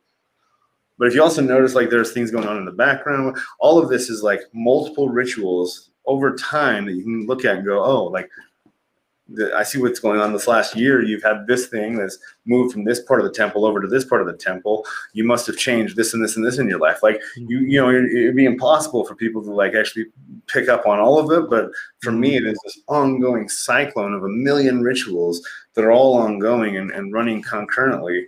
I had a friend of mine that's like, dude, he goes, I got to be honest with you. Everything you do, you're saying it's the best thing ever and it'll change your life. You're changing, but it's hard to say what did what. Like, was it Azazel or was it Asmodeus? Or was it Satan or was it the necromancy or was it this? Like, what? And it's like, well, the point is, it's all of it. It's not just one ritual. It's what I'm doing constantly, repeatedly. You had a video I was just actually watching about training. Train yourself daily, and it's like in the things that you want to be actually a master of. Yeah, you've got to do them daily. You've got to make it just part of you that you're. Is in the Book of Five Rings, awesome book for anybody to check it out, on Japanese way of the sword, that if you're thinking about it, you already failed. Yeah, it has to be beyond the point of thought. You train yourself until you're not thinking about it, and it becomes your natural movement, that you actually are walking your own way. Yeah, and something Lagula Bid, he's the Simon Necronomicon spirit I've been working with, and he helps you become more of your authentic self, whether that it's like making the acuity of a regular man to a chess player, or making someone who's trying to become more agile, that of a fencer. And as I've worked with him in this path working, I've been finding out there's so many different things to be able to get to your big ultimate goal. Like when you start becoming a living God, you didn't know you're going to be doing video, this, that, and the other, and all these extra things you see for the bigger picture. And it's not only about seeing them, but it's the execution, you know, getting this done, getting this done, getting this done. And it's like the compilement of all the rituals together. Like, this has cut off this little part of disease that was going on within myself, of my mind, not thinking right. This one was able to help me get in a healthier lifestyle. It's that combining and building that forward. And like I just kept seeing the reflection off the working we did together. The reflection of, now I see the gold is those people in my life. Like, all my relationships online, like, and obviously that helped me out during going through the breakup, because I have a ton of friends I can just talk deep, have a great time with, feel good, having those people that are behind you. And it is about this, working with this being in this one. Like, I didn't do like month workings, but all the gatekeepers I've at least done an evocation with. Now Azazel comes as King Paimon to me. And all I just think of is just laughter. That's it. That's that guy, man. I just feel like it'd be a great time. He'd be someone I'd want to go to a party with. But all the beings that I know I've been taught, like Belial, I lost the thing I asked him for help with, you know, and it's about that ultimate change, you know, then seeing that final picture instead of the pain and stuff going through everything. Because you're right. Are you willing to go all in or no? Like, what is the stopping point? And that would be difficult, you know, because especially if you're new, you might worry about a family member or something like that, like being hurt or something like that. But it's so beyond that. Like, I've had beings while I'm asleep, and I can feel a presence, but it's not the threatening presence, because I've had that in my life, you know, like when I didn't know anything about protection. Like, there is a difference between evocation with the spirit you're comfortable with versus a jackass who's just trying to cause a ruckus to get more energy on the field, and you have to be like, get out of here. Well, ignoring it doesn't make it go away. Like the fact that, so like my daughter will have, well, she would have every now and then, she still will have night terrors and sleep paralysis, full-on psychic vampire, something on her chest. She's not able to breathe, and something's taking her energy and shit. Like, full on. And now she's got a bright aura. Whether or not she knew anything about magic, that shit was going to happen anyways. And so what can I do is I can arm her with knowledge and experience, and say, okay, so, you know, here's what I think that this is. Here's what is, you know, in history has been documented. here's what is known to work against it. And you know, she's got a bottle of Florida water, of my Florida water that I made on my altar. She's got a bottle of that next to her bed, and it's like there's a system, a process that she can rely on, that she can turn to, that does produce results. That it's like, okay, I mean, like, it is crazy, because when you got this kid show going, I'm raising my daughter, and I'm seeing like the how amazing magic can be, and that, you know, it's the one thing I'd like to, I really hope that in my life I'm able to inspire people in, and I see that I am, is to reduce the shame that we feel over our beliefs and our practices. Like, there is this, like, I don't want anybody to find out, or, you know, somebody asked me, like, because it's polite conversation all over the place. You know, well, what do you do for a living?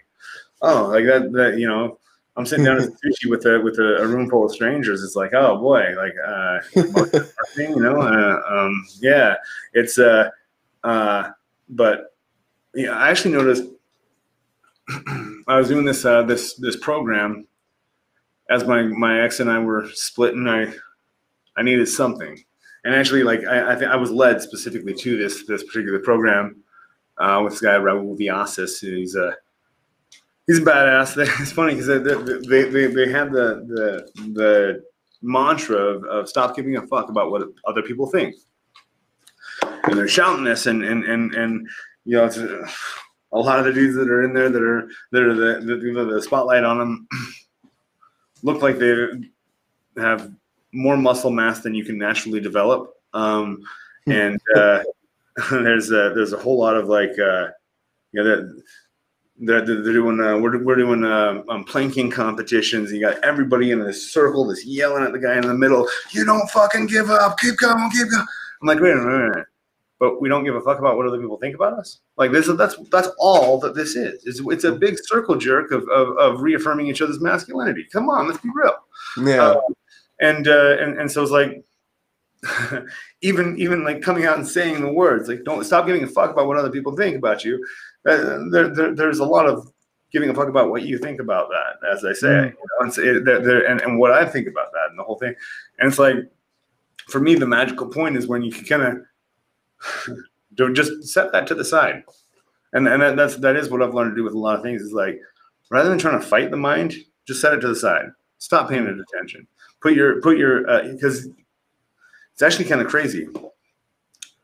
Your attention is, like, your ability to pay attention to something seems to be separate from the mind, because you can pay attention to the mind, or you can choose not to pay attention to the mind. Mm-hmm. And so what is that thing that's paying attention to things? And then as you can kind of lift that spot that pays attention and look and kind of pay attention without being, for me, without being embroiled in the emotion of the moment, without being triggered into thinking that's me, just pay attention to it. Go, huh, isn't this interesting? And I think by that we're accessing what Buddhism calls the observer. We're accessing that immortal part of ourselves that it's usually paying attention, but we are not. And so if we start paying attention, we come into alignment with that. Yeah, it's definitely not being so, like, I know when I go to the back, like when it's a really hot day in my truck, I'm going to the back and go grabbing something, and there's just shit piled up. And, like, the one thing that triggers me is when I have to climb over stuff to be able to go grab something, you know, because I don't, whatever the case. But I found myself, like 2 weeks ago, I got, like, really mad in a moment. And from that madness, having the moose hunting, I dropped something that hit my head starts bleeding, it starts pouring down rain outside, and, you know, all this is going on. And instead of getting mad, I just, like, stopped what I was doing, started laughing, just laughing about it. And it's like, you know, I'm not gonna let these small things get me angry, just like hangry. If you let that overcome you, then you're really, like, it can be difficult at times, especially if, like, you know, you got another 4 hours before you're gonna be able to have any food and you're starving. But do not let it all completely control and dictate your emotion, because I feel like if you get shitty, it's gonna get more energy towards that shit. You know, I could hit my head then wreck the vehicle. You know, let's stop it there and then, instead of letting it grow anymore. You know what? That's awesome that you actually locked into that, because the past couple of weeks I had something similar where I was working on my car, and I twist the wrench, the bolt comes loose, and I go crack, smack my elbow on something. And I just lost my shit. You know, kicking stuff. And I noticed, like, when I started paying attention, and as I'm doing it, I started paying attention, went, look at the fit that I'm throwing down there. Like, wow, I'm like a child throwing a tantrum. And it actually, like, what I became aware of, I had that inside of me, and I was waiting for an excuse to let it out. And so when I popped my elbow, that just gave me the excuse to let that out. And so it's like, oh, well, okay, that puts a lot more choice into it than I thought I had. And like, it's actually interesting because since that moment, I've noticed that I've been a lot more chill with just about everything. Like the things that normally I'd be triggered over, I'm just like, kind of take a step back. I don't know, like there is a really, like, I'm observing it as it happens, going, wow, like, bravo on the maturity, son. Yeah, most definitely. You know, I definitely understand the 3 words I have that I've written down is acceptance, awareness, and detachment. And the big thing is I sometimes get upset because I feel like I want to be doing all this massive big thing. Like I'm seeing the grand vision of what I want to do, and all these small things. I'm like, why does this have to be so difficult to get me there? But as I've been, like today, the guy who I'm making the show with, it's like sometimes you have to do those mundane, those small things. Like I have to do my whole day of work, and then the creator or Shimyaza or a being then gives me the download in which I'm like, okay, that's really creative. I can add that and making the big picture instead of just like if you listen to a song, you don't just go to the end. You have to listen to the whole entire thing and enjoying the process.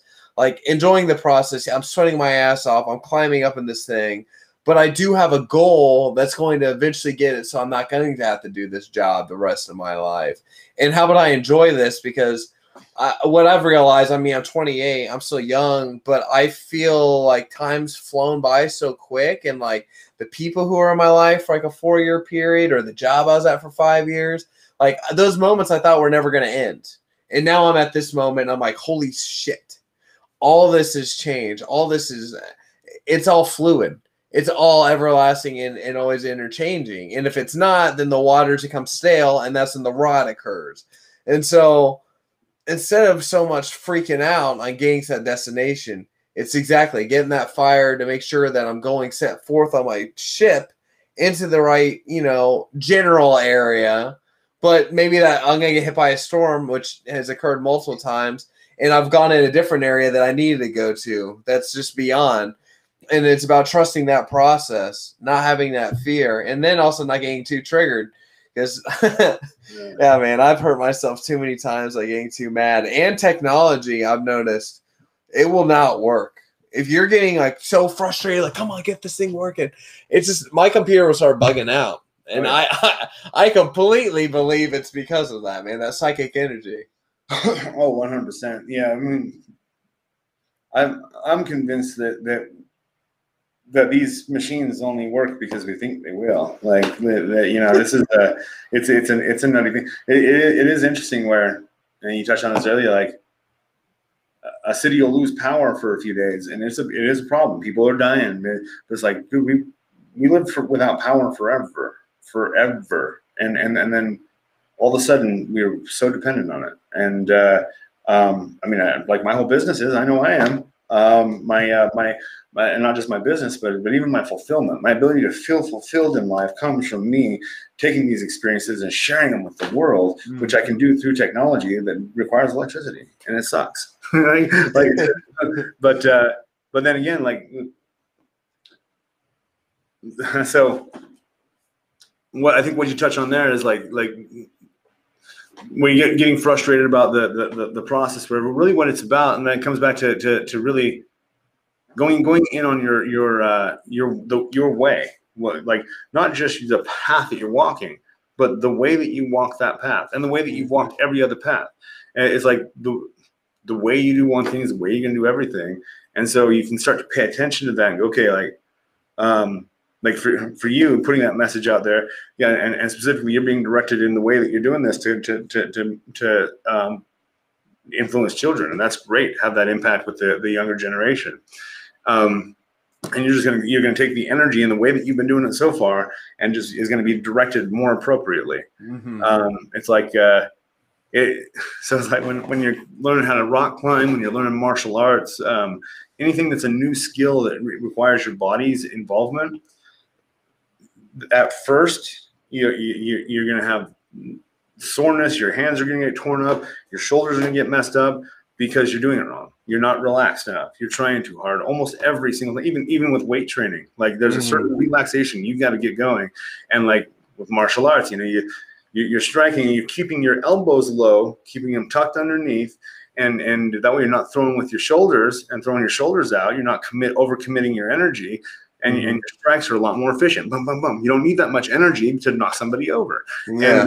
And so it's like, but that only comes through that repetition of doing it wrong, and then over and over and over and over and over again.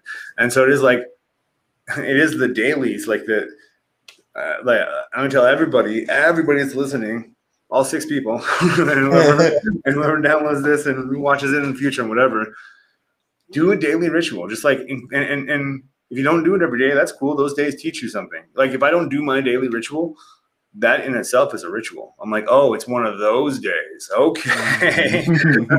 but that's still part of the ritual. And so like set it, make your own, I got my master commander-in-chief ritual. You can check it out on YouTube, or develop your own ritual. Even if it's just lighting a candle and somehow calling out to these powers or something. I think that we do need that in our daily lives. And we're talking about Christians, and you look at I think we can learn something from religious people as far as the dedication, as far as like praying before meals and praying, in the morning, at night.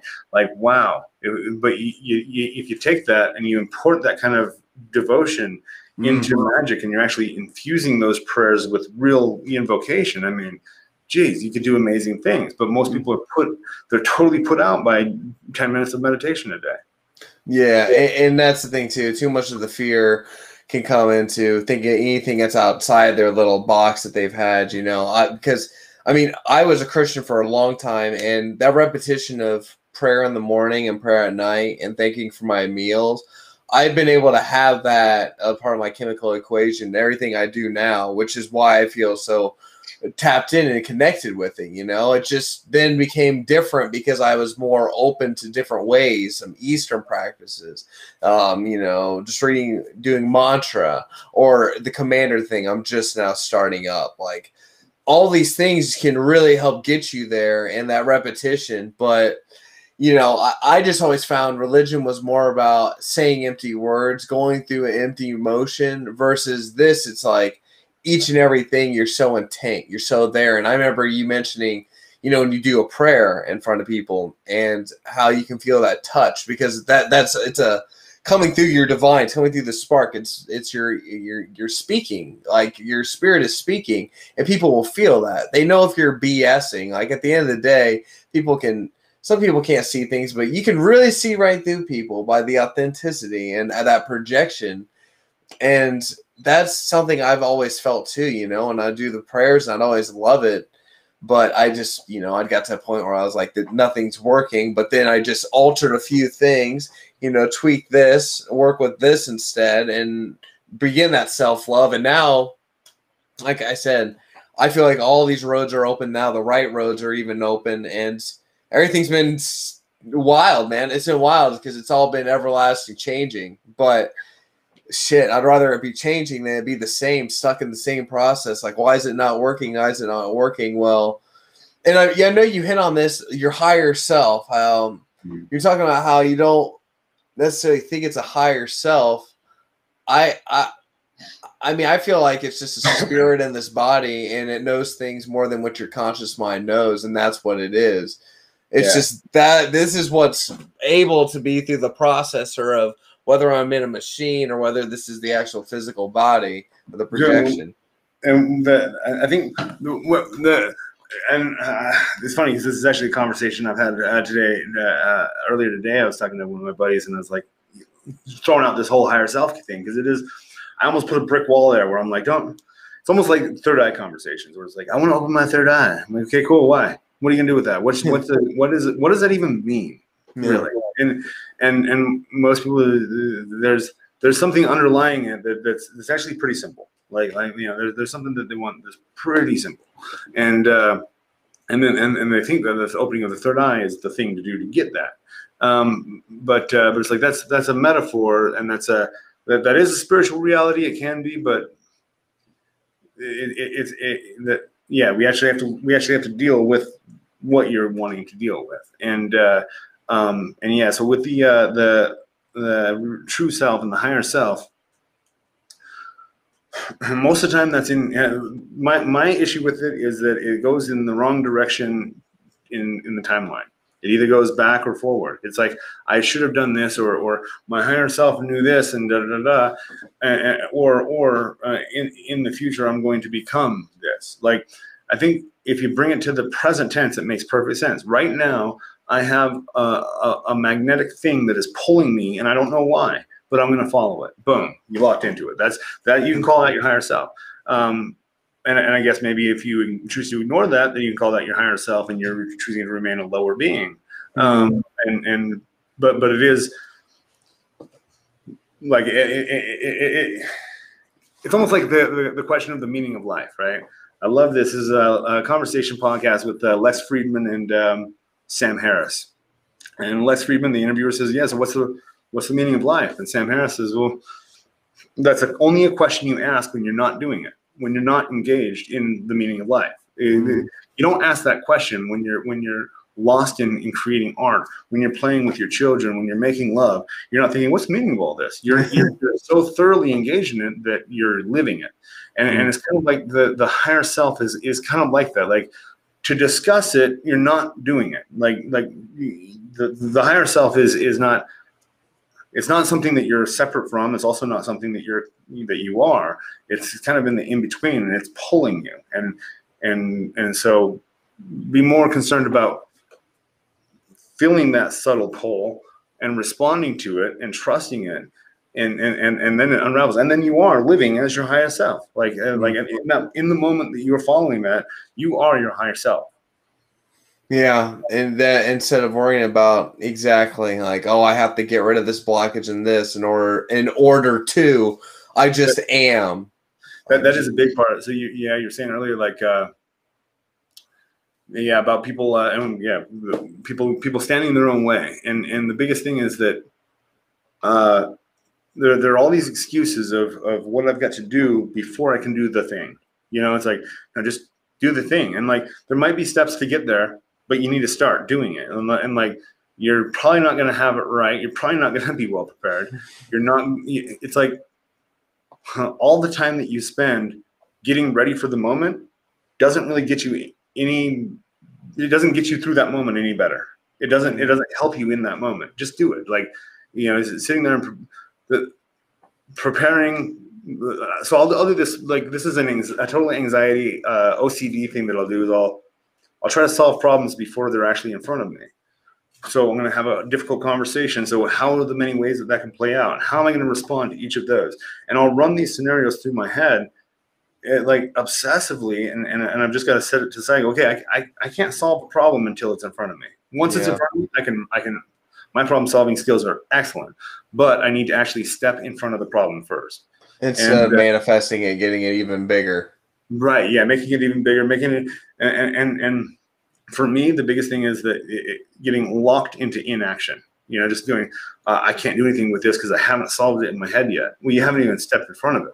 Step in front of it first, and then see if you can solve it. And so, like with my videos are a great place to look. You can go back in time and see the degradation of my skill. Like, I had no idea what I was doing in front of a camera or with the camera until I just started doing it. And it was like, oh, well, this needs to be done. Nobody else seems to be doing it. Okay, I'll do it. And then just started doing it. And it's like, people are like, oh, you're not the best at this. No, I'm the only one doing it. Like, and then as more and more, I'll tell you what, like as I tune into other people's channels more and more, I realize more and more, like on a professional level, I can't do autopilot because everybody else is growing so fast. I see what dude, I popped into DH Thorne's fucking podcast or live chat the other day, and the camera angles, the lighting, everything was just on point. And I'm like, oh man, I got to bring my game up a little. Like, you guys are about to ask me. I know, and then there's the intro videos and stuff, and I know people use Deckmaster. I think it's Deckmaster. It might be. But I mean, I was looking into different things I was like, do I need to upgrade myself here? What do I need to do with this music? What do I need to do with all these people seeing all that? And I was like, instead of trying to go at these different angles, I'm going to make a new monster. I'm going to make a whole new monster. And I learned all the statistics going on, like with the kids channel, as well as like, dude, when I'm going out there and I've delivered something and I see kids and whatever, and I'm like, how you guys doing? And then like, they're just completely like laughing and all that joy. I'm like, this is the way. This is the way. And I've been my brother. It was so funny for so many times in my life. I feel like he just knows things. Like 5 years ago, he was telling me to quit hanging out with these people. They're not going to do anything for you. I was like, no. I end up learning. They didn't do anything for me. He's like, why aren't you doing a kids thing? I'm like, no, dude, I can make it this way. And now it's like, well, I guess now you were right this whole time. Instead of being like, my higher self didn't let me go do the show, it's like I had to become, and you have to learn things. And it goes through going through that fire, standing up, and going through what you have to do and failing a lot. And maybe you have to go through, damn, like this sucks. I'm not doing something right. But shit, if you just say, no, I could have, I just didn't take action. That's what everyone does. Everyone always has an excuse. Yeah, that's as I'll sit down with people in consultations, boot camps, and whatever. That's a good deal of it is like taking a sledgehammer to this.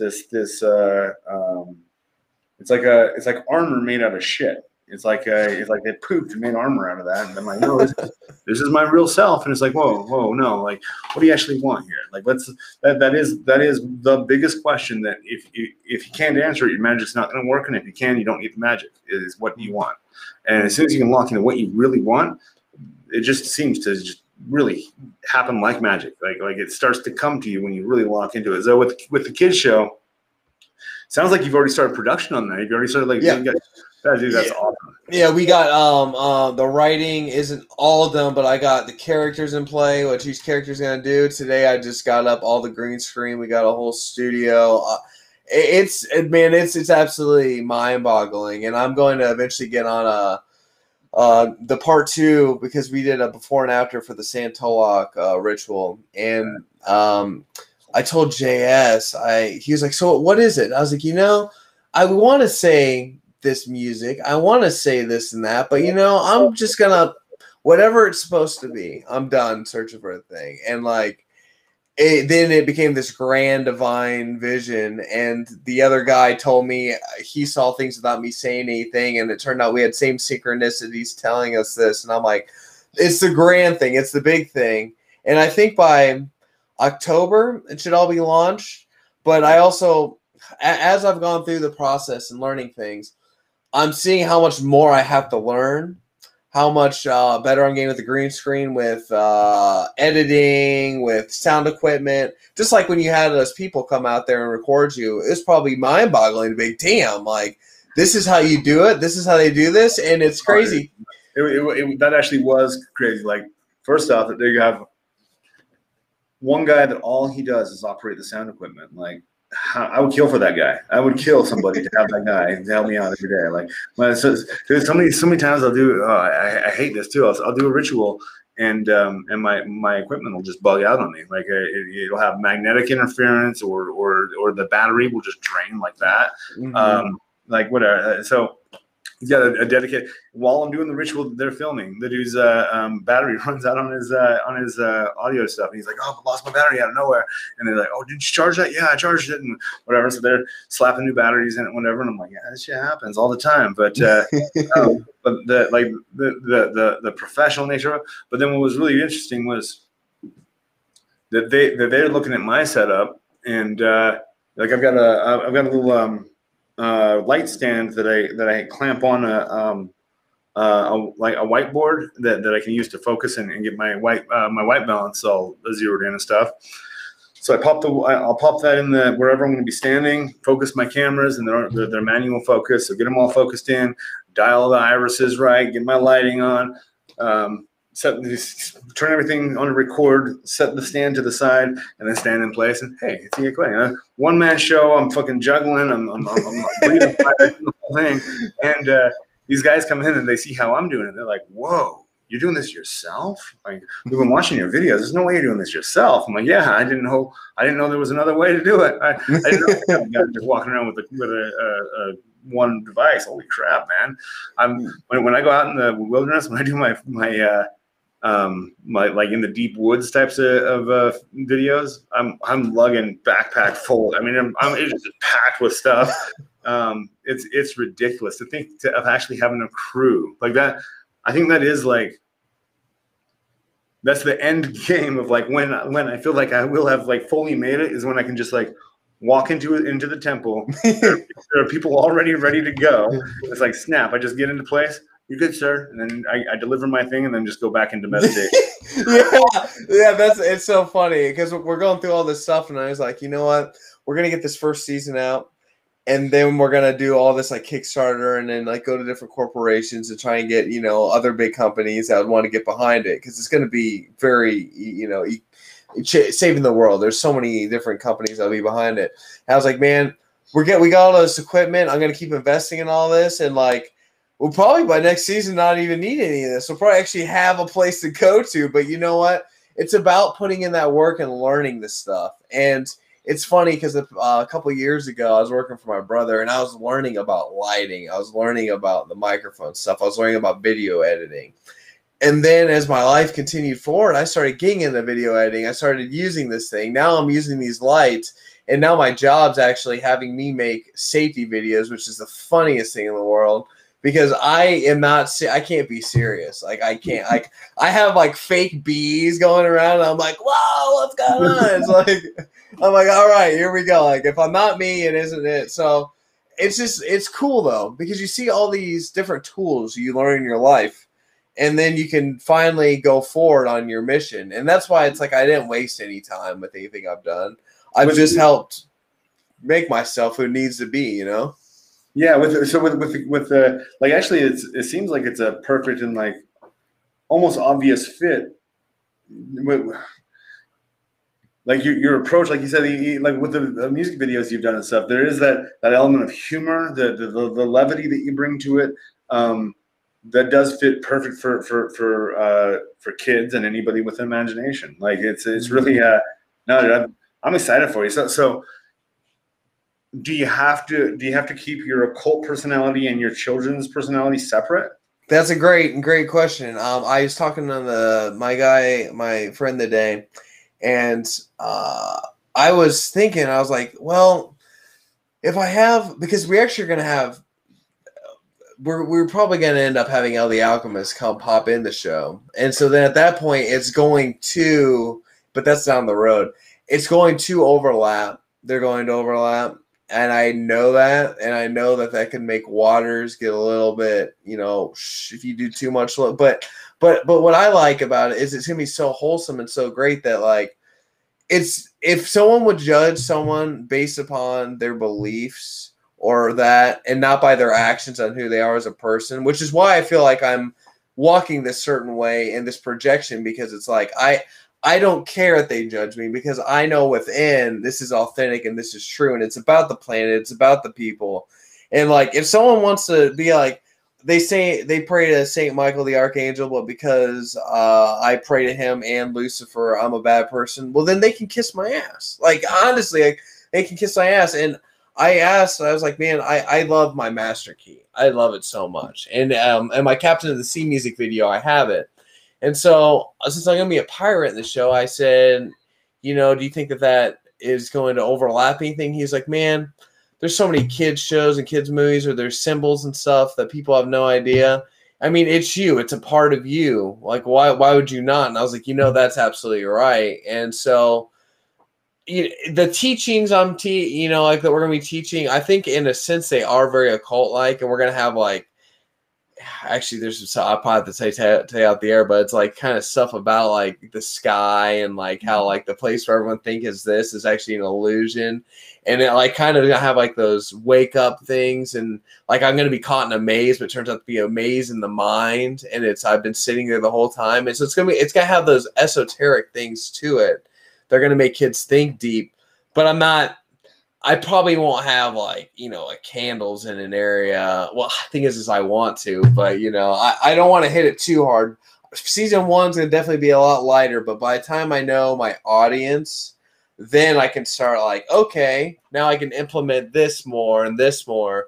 But so yes, in a sense, but I'm not going to be like out in your face with it. I'm not going to be like, check out this fucking thing right here. It's all like ridiculous sigils like flashing it at him, Yeah. No, that like there is I'm really, really curious and interested to see what like how this is evolving, because like this is so one of the things I'm seeing is more and more people are being attracted to the occult and specifically the left-hand path like than ever before. Yeah. And we also see something interesting is like people who it's not for, they're jumping ship fast. Like we're looking around, seeing people that are I don't know. It's like they can sense that something's coming, and they're.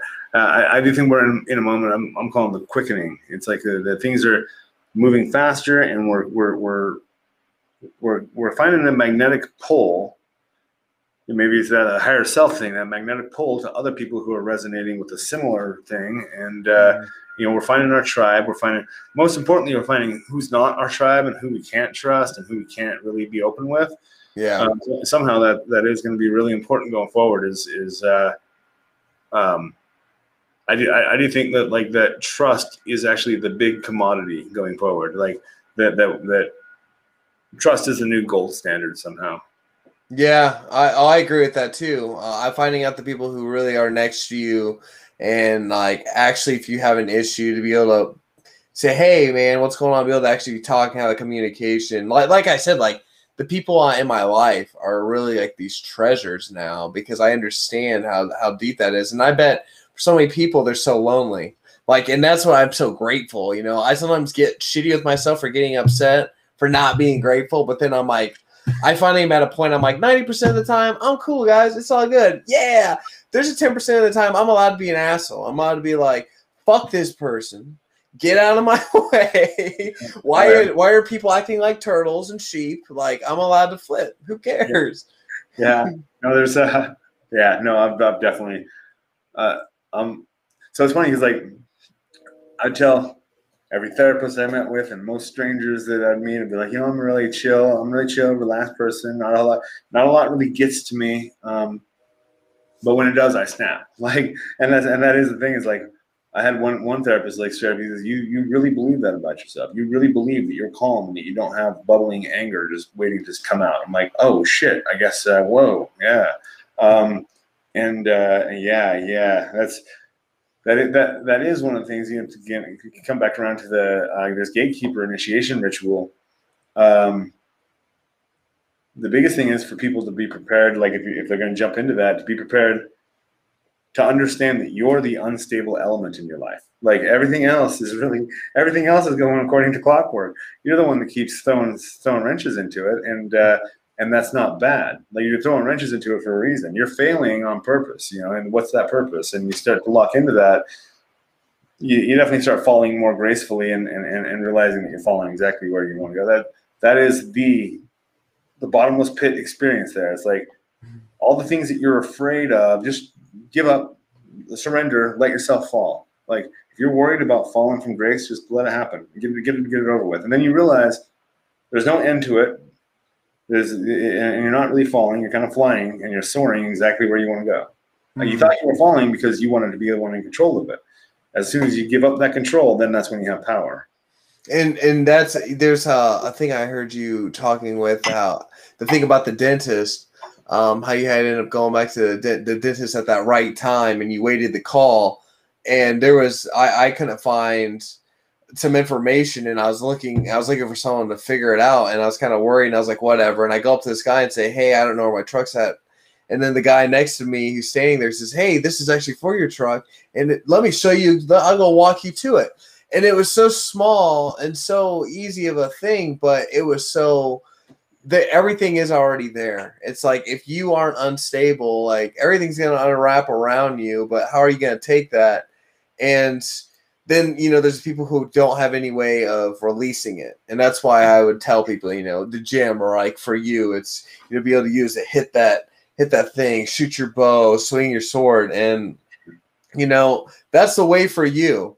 And and and what I was gonna say, man, too, is it's funny because you started dating Serafina when I was dating the girl I was dating. It was a little bit right after, and they're both long distance, and I was like, wow, but like, there's so much light that I just see it bring out within you, man, and I think it's so beautiful, dude, and I'm so happy like you are able to have that joy because I you and I are both in that dark pit, but then there's so much light. And I think that she'd be all behind you swinging a sword in the backyard. Yeah, no, yeah. It's, I was telling her, I'm like, yeah. I'm hitting the woodman. I'm like, yeah, and I just need to upgrade to a partner that can start throwing strikes back at me. And she goes, I'll wrestle. All right, cool. No, she's awesome, and a long distance relationship is difficult. It is, for sure. There are things added in there, and there are things that are not there that I mean, and not just not being able to have sex with the person all the time, but like picking up the subtle things, the smells and the texture and all, like the things that just don't translate over digital media. You're losing a portion of perspective, but you do have to. At least I've had to really supplement that with other things. Then, like the fact that, like you said, you can text a friend, and then like as you're doing the text, they text you, and they're like, "Hey, I'm just thinking about you." Like she and I have that constantly. Like I can feel what she's feeling, and it's almost impossible for one of us to text the other one without having that happen. And so there's that added perspective and dimension there. It just does. It makes it awesome, and she has been integral in absolutely like bringing that light out, bringing life into me. And a big part of it is that she's always been rooting for me to do what's best for me. And every other relationship I've had has been not that, for sure. Not that. To have somebody that's actually behind me that's going, go baby, go.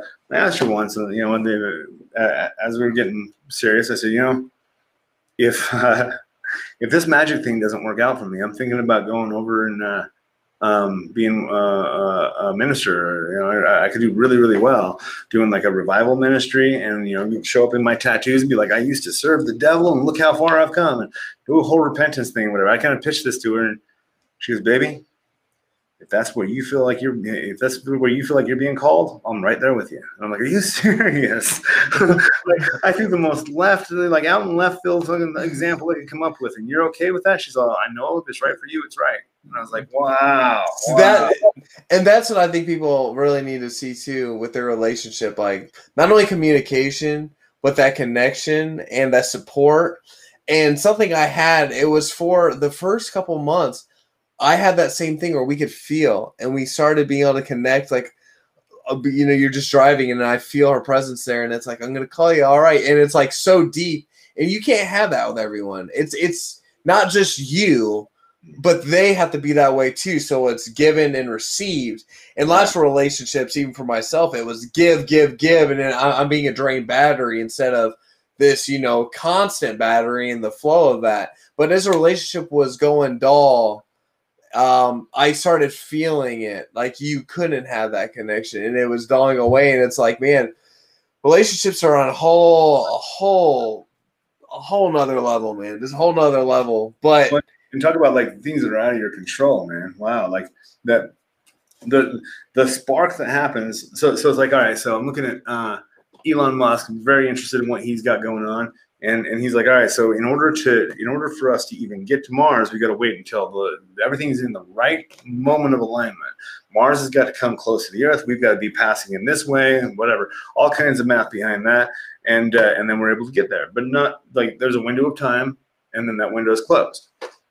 And that does seem to be the case with a lot of relationships, if not all relationships. That it's that it's like these planetary bodies passing each other. The magnetism between them gets lit on fire. Both of them kind of have this experience, and then maybe they go apart. And I think what I'm hoping for is that this relationship, that the relationship itself endures many of those cycles, and that you continue to have the time that lights you on fire, but you also can have the time that doesn't, and you're able to still somehow make that through. That's really what she and I have done. Like, and luckily at this moment we're at the top swing of it. Like things are awesome, but there have definitely been moments where it's like, fuck, I just want something easier. Like, yeah. but the depth of which it is what makes it so spectacular, and that's something like. There's so many treasures in like the having on that deep level, especially like at this point. I've told all my friends, I'm like, dude, unless a girl like can handle my bass, I don't even give a shit. Okay, doesn't work. There's so many fish in the sea, but like that spiritual self and that authentic self and who you are and having that like behind, man. That's what it's about, because otherwise, who wants a relationship if there's no communication? That's where cancer comes from, and that's something I witnessed my own self, like not being able to be comfortable in your own house, not having communication with the spouse and all that, and seeing the disease and stuff that causes, like, that to me is unacceptable, and it's like I'm not going to be a part of that. I want that communication, and I want them to, whether I'm the craziest dude or not, he's sitting outside and he's chanting and saying he's talking to the stars. Like, I'm doing that. Yeah. No, and absolutely. That's that was the biggest issue in my previous relationship, is like, this is the thing that lights me on fire most. And at the end of the day, when we're having dinner, what did you do for dinner? What did you do today, baby? Well, yeah, summoned Azazel, and he kind of changed my life forever and completely destroyed my vision of what is and showed me what actually could be. And it's pretty amazing. But like none of that is anything that she even had a grasp. That wasn't even a conversation that I could have. And part of it's on her, part of it's on me. That's a conversation I couldn't even be comfortable really sharing that depth of my spiritual experience with her. And the fact that I've got somebody that does, like, the breaking point with Serafina, the point that I was like, oh man, I am so in love with this woman, is she, I called her and she was in like, this was pretty early on in the relationship. We've been together for almost 2 years now. And she, I call her and she's got like a glow. She's just glowing. I can feel it, just like a warm, comfortable, And I was like, oh, babe, what are you up to? She goes, I just got out of this bath with Bael, and she's like, I did this bath, and it was she was just like I wish I could remember the exact way she told it, because it was amazing. But she's telling me about that she could feel like a dewdrop that was moving up a rose. Instead of going down it, it's moving up it, and it drips out the other side. And she's the dewdrop that drips, and it doesn't drip off of the rose. It drips into the inverse part of the rose, and then goes into the underworld. And as she's telling me this vision, I'm experiencing it. I go into it. I start having the vision that she's describing as she's describing it. I'm like, oh, what the hell? Like, this is, and feeling it and seeing it and having her say it at the same time. I was like, wait a minute, this is unreal. And like going from that level of communication to like the petty stuff that most people want to just talk about and waste their time worrying about is like, oh, I can't do that. Like, the bar is set too high. Sorry. Yeah, but that's the thing. It's been a part of the journey, and it does help. All these pieces come around back to help fulfill us. And sometimes things work, sometimes things don't. And I was able to learn so much about myself and self-love, and also now, like, I hit a point where I was like, it wasn't gonna work because my mind was so devoted on this show. Like I've not had anything else that I've ever had in my mind, dude. I'm gonna be dressed up as a goddamn velociraptor, rapping at the camera, spitting facts with my sunglasses on. It's going to be the absolute most ridiculous. It's like I get to use all the skills of, you know, bringing that knowledge as well as, you know, the rapping and all that, and then the guy who I work with makes music for movies as well as DJ music and all of our stuff together, and it all comes back around, you know, and the right people and the right things come together, you know, and just like, you know, with relationships and such, like the right people come when you're ready for things, and right now it's focus mode, man, focus. But like you've basically accomplished, like you're in the process of accomplishing what I think everybody sets out to do, whether just in life and with magic. That like you've done it with magic. You've used evocations. You've used ritual magic to live your dream, to understand what that dream is even more, and to actually open the doors to make it fucking happen. And now it's happening. Like that's got to be. Like that is. I mean, I'm not like I'm not doing the same thing. Like you completely are, man. You help pay, show other people the way onto like it's accomplishable. Everyone can do it. Are you willing to go all in to do it? And obviously, you know, I can ask for this big thing, and then like, oh, is anything happening? It's like these are long-term things. This is 5 years plus. This is big term shit. And obviously you can't get everything overnight. And that's what I learned too. My impatience has been my issue. I have half-assed so much stuff thinking this video is going to do it. This podcast, this, it's like, no. And it's bigger than myself. Just like what you do. It's not just about you. It's not like, hey, everyone, if you want to learn more, you know, subscribe to the fucking channel. Hey, everyone who has not. Like, there's already free information. It's about empowerment. And the thing, you know, you and Timothy talking about, it's about that empowerment and to the people, not you, me, and 4 other people do this ritual to get rid of this person or that. The whole system has to change. It's not a person has to change. And not till you know what you're called to do in here, by getting rid of the distraction out of there, can you finally actually make that change? And that's something I definitely see it, man.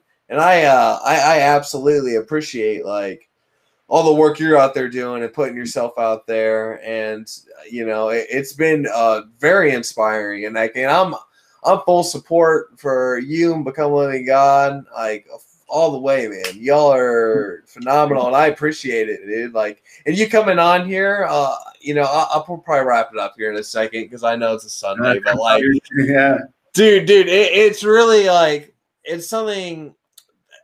I went to so many people to try to buy this back in my early days, man. And this is the only like authentic thing. And it's not even about going to you or going to this person to be able to be given their things for just a small price. It's like, no, I'm learning what it takes to learn and do things myself and empower myself. So now I'm not afraid. I'm not afraid for taking that on. Yeah.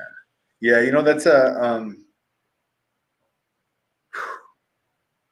actually like I've adapted. I am in the process of adapting my whole ritual for higher service because I landed on the reality of the thing that you just said. Like I understand that I've set up my camp in the industry that is most likely to have frauds.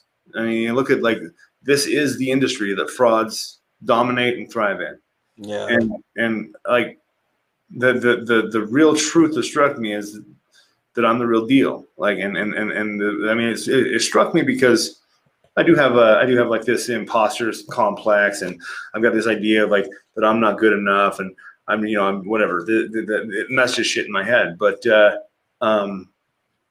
specifically, about the same time, I'm kicking my ex-girlfriend out of the house. And so the words that I used to her were very telling to myself, where I said, you don't believe in me. And she's like, what do you mean? Yeah, you can accomplish anything you want to, baby. And I'm like, no. Like, you don't believe in me. Like, I got something going on here that's amazing. And you don't see it. You don't care about it. And you don't believe in it. And I do. And so I got to go on that. And that is like, that was a breaking point for me for sure, of just like tipping the scales and going, you know what, like I've got to do me. I've been holding off on really being as fully me as I could, and it tore me apart. And in the process, I was like cutting myself off from my daughter. I was cutting myself off from friends, isolating myself so that way I could just be miserable alone. And rather than just like actually looking at the things that are wrong. That is one hard thing when people, specifically with love spells, like when people are not wanting to let go of that person that's no good for them. Like yeah, and even, and maybe they were good for you, it's over for a reason. And if you try to get them back, I mean, maybe if you get them back and it sticks, that's part of what was supposed to happen. That's cool. That's part of your love story.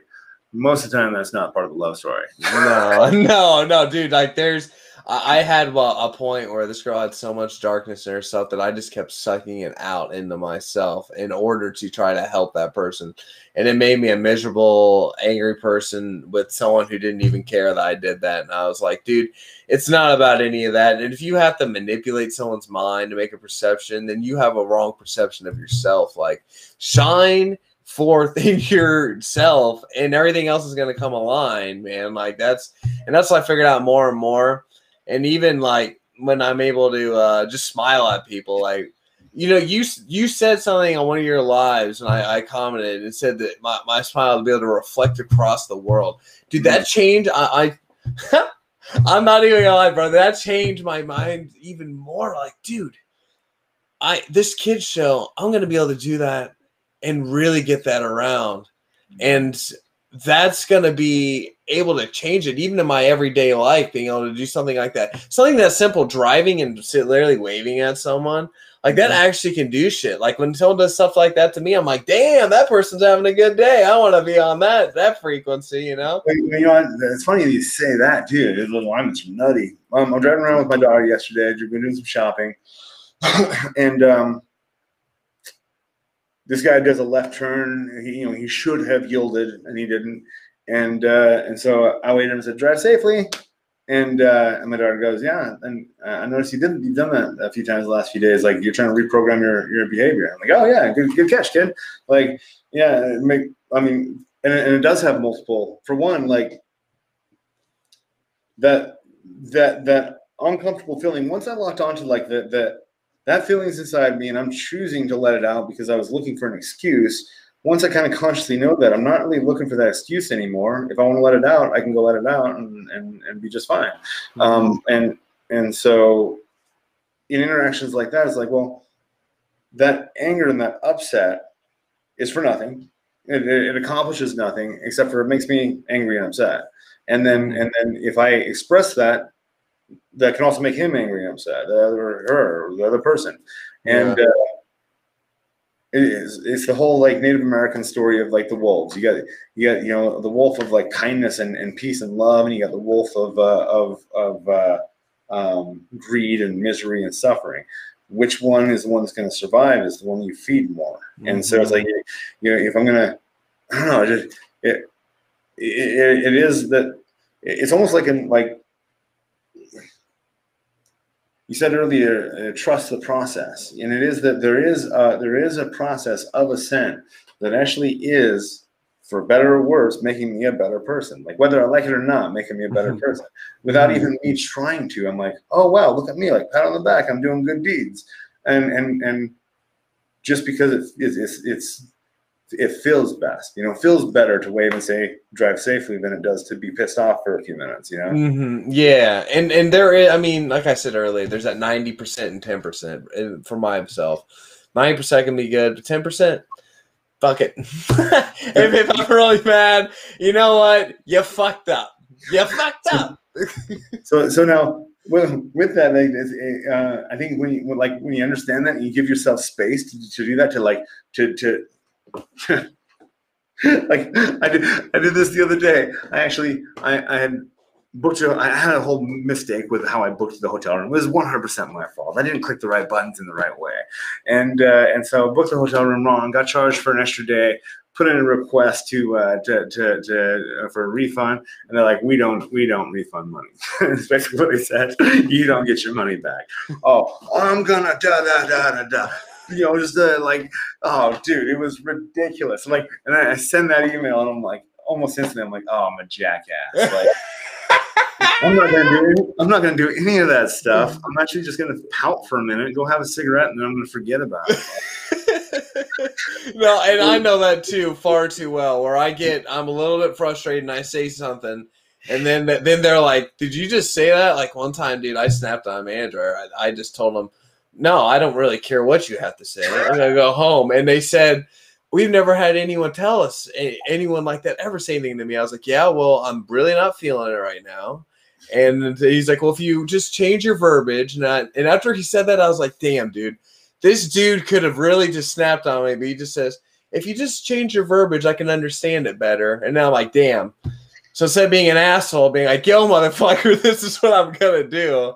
Oh, dude, I'll tell you what, like that is that dude's wise, and like that. So, like quite a while ago at this point, a year ago or so, my daughter goes out. So then I'm gonna go to the gas station. Okay, cool. That's all we've got here is just a single gas station. So I'm like, all right, cool. I had interpreted that as I'm gonna go to the gas station and come home. What she actually meant is I'm gonna go hang out at the gas station for a while. And they got the whole restaurant and tables there and everything. And with that miscommunication, she's there doing her thing, thinking it's okay. I'm at home going, where's she at? It's getting a little late. What's going on? And so I text her, nothing. Call her, or text her, call her, nothing. I'm like, what the hell's? Oh no! And I start panicking. She had taken my car key set, so I didn't have my keys for my truck to come find her. So I'm like, oh, panic, blowing up her phone. And finally, she calls me back. She's like, Dad, you all right? Like I'm at the gas station, like I said. I'm like, oh, well, get home. She comes home, and it was just enough time for her to get home that I was able to calm down a little bit. She got home and I said, tell me what happened in your perspective before I make assumptions. And then I listened to her and I was like, oh, okay, cool. That was 100% misunderstanding. Thank you. Gave her a hug. I can see I really worried you. And it got to be like a really positive bonding moment. And we were able to establish like some boundaries. Like if you're out beyond this time, just always let me know. Whatever. And like, it was a really cool connected experience because I responded like that manager did. Like rather than jumping back into the, it is just like the martial arts. Rather than opposing that with equal force, even when I think about the waving to the person who cut me off, that's the water thing to do. That's being like water. I'm not going to be too upset. I'm just going to go around you and let it go and keep going down river. Yeah, exactly. Because you can't let that bullshit even pile up, man. Because the intention, it goes where it flows. And that's also, especially with you and myself, I know we were very attuned to that, and the psychic energy can build up pretty heavily, and so it's like, let's try not to make the A-bomb go off. Not this time. Right. I do in the moments of conflict that I've had with my girlfriend, from different countries, like she's been hit with a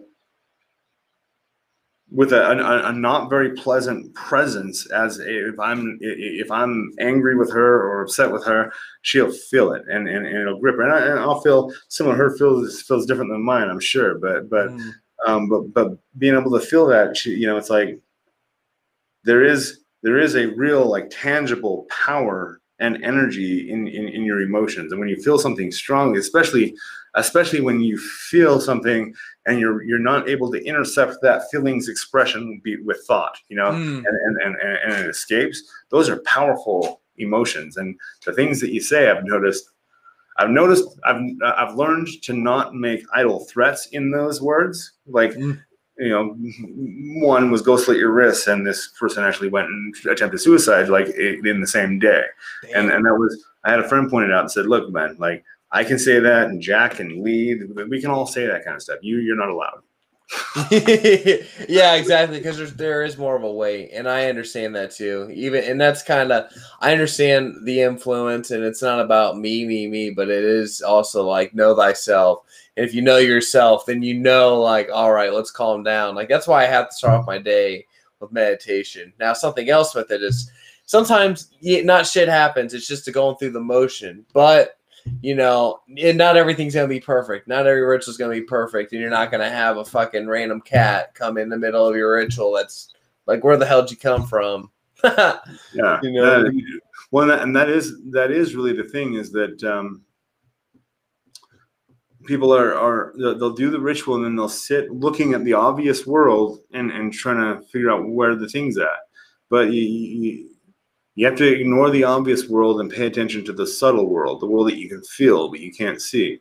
And then all of your senses do kind of align with that until, like, even like saying, like, I can see spirits, that sentence is wrong entirely. Like, it is not seeing, it's not me, it's not the spirit. There's a whole, everything is wrong about that sentence. There is a communion between these energies and these consciousnesses. Even for me to become aware of that spirit, it's already inside of me. It's already made contact. And so it's just like, it's almost like the ritual and all of that. My whole thesis of preparatory immersion, that you've got to prepare yourself before you get into the ritual, that is all. The end result's already happened. The thing that you want to have happen, that's already in alignment. The ritual is bringing you into conscious awareness of the thing that's about to happen. It's lighting up a shot with your arrow. Mm-hmm. Yeah, definitely. It's a pre-program. You got to pre-program. Yeah. And no. Yeah. It's funny because, like, even with soul travel, it's like you're already there. Wherever you want to go, you're already there. And it's just a matter of paying attention to your left arm instead of your right. Definitely, dude. Hey, thank you.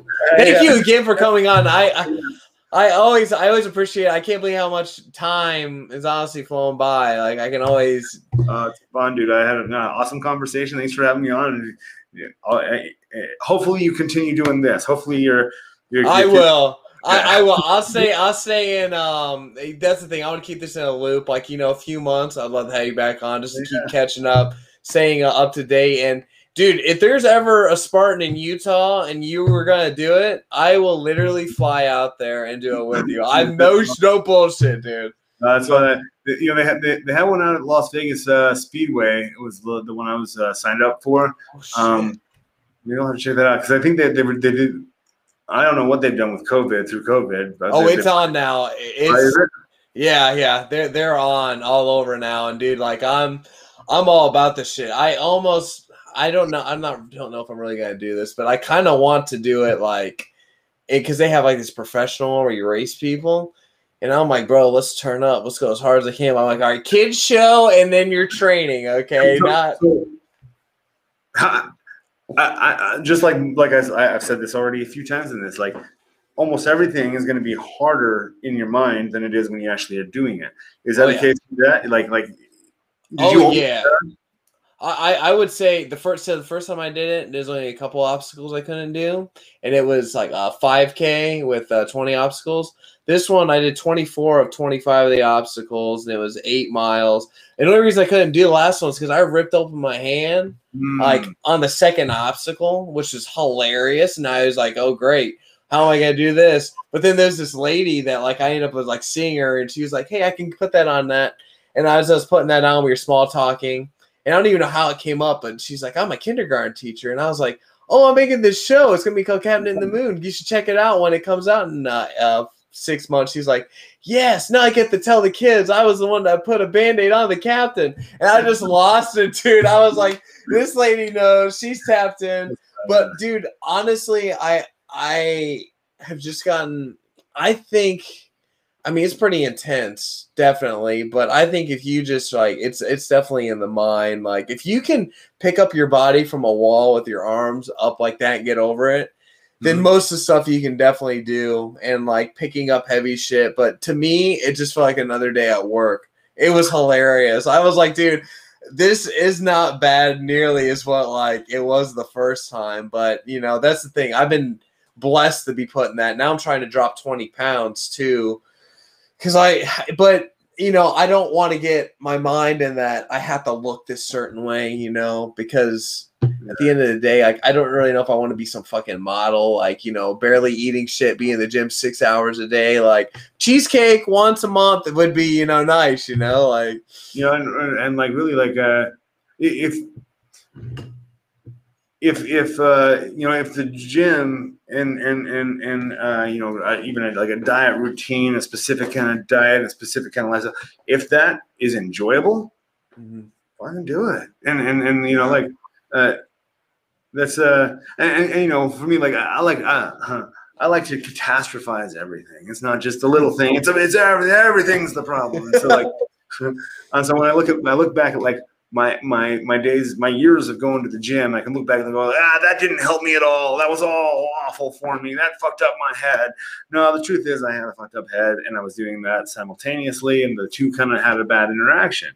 But there was also some good moments. That was actually and has been one of the keys to constantly being able to come out of really heavy addictive cycles.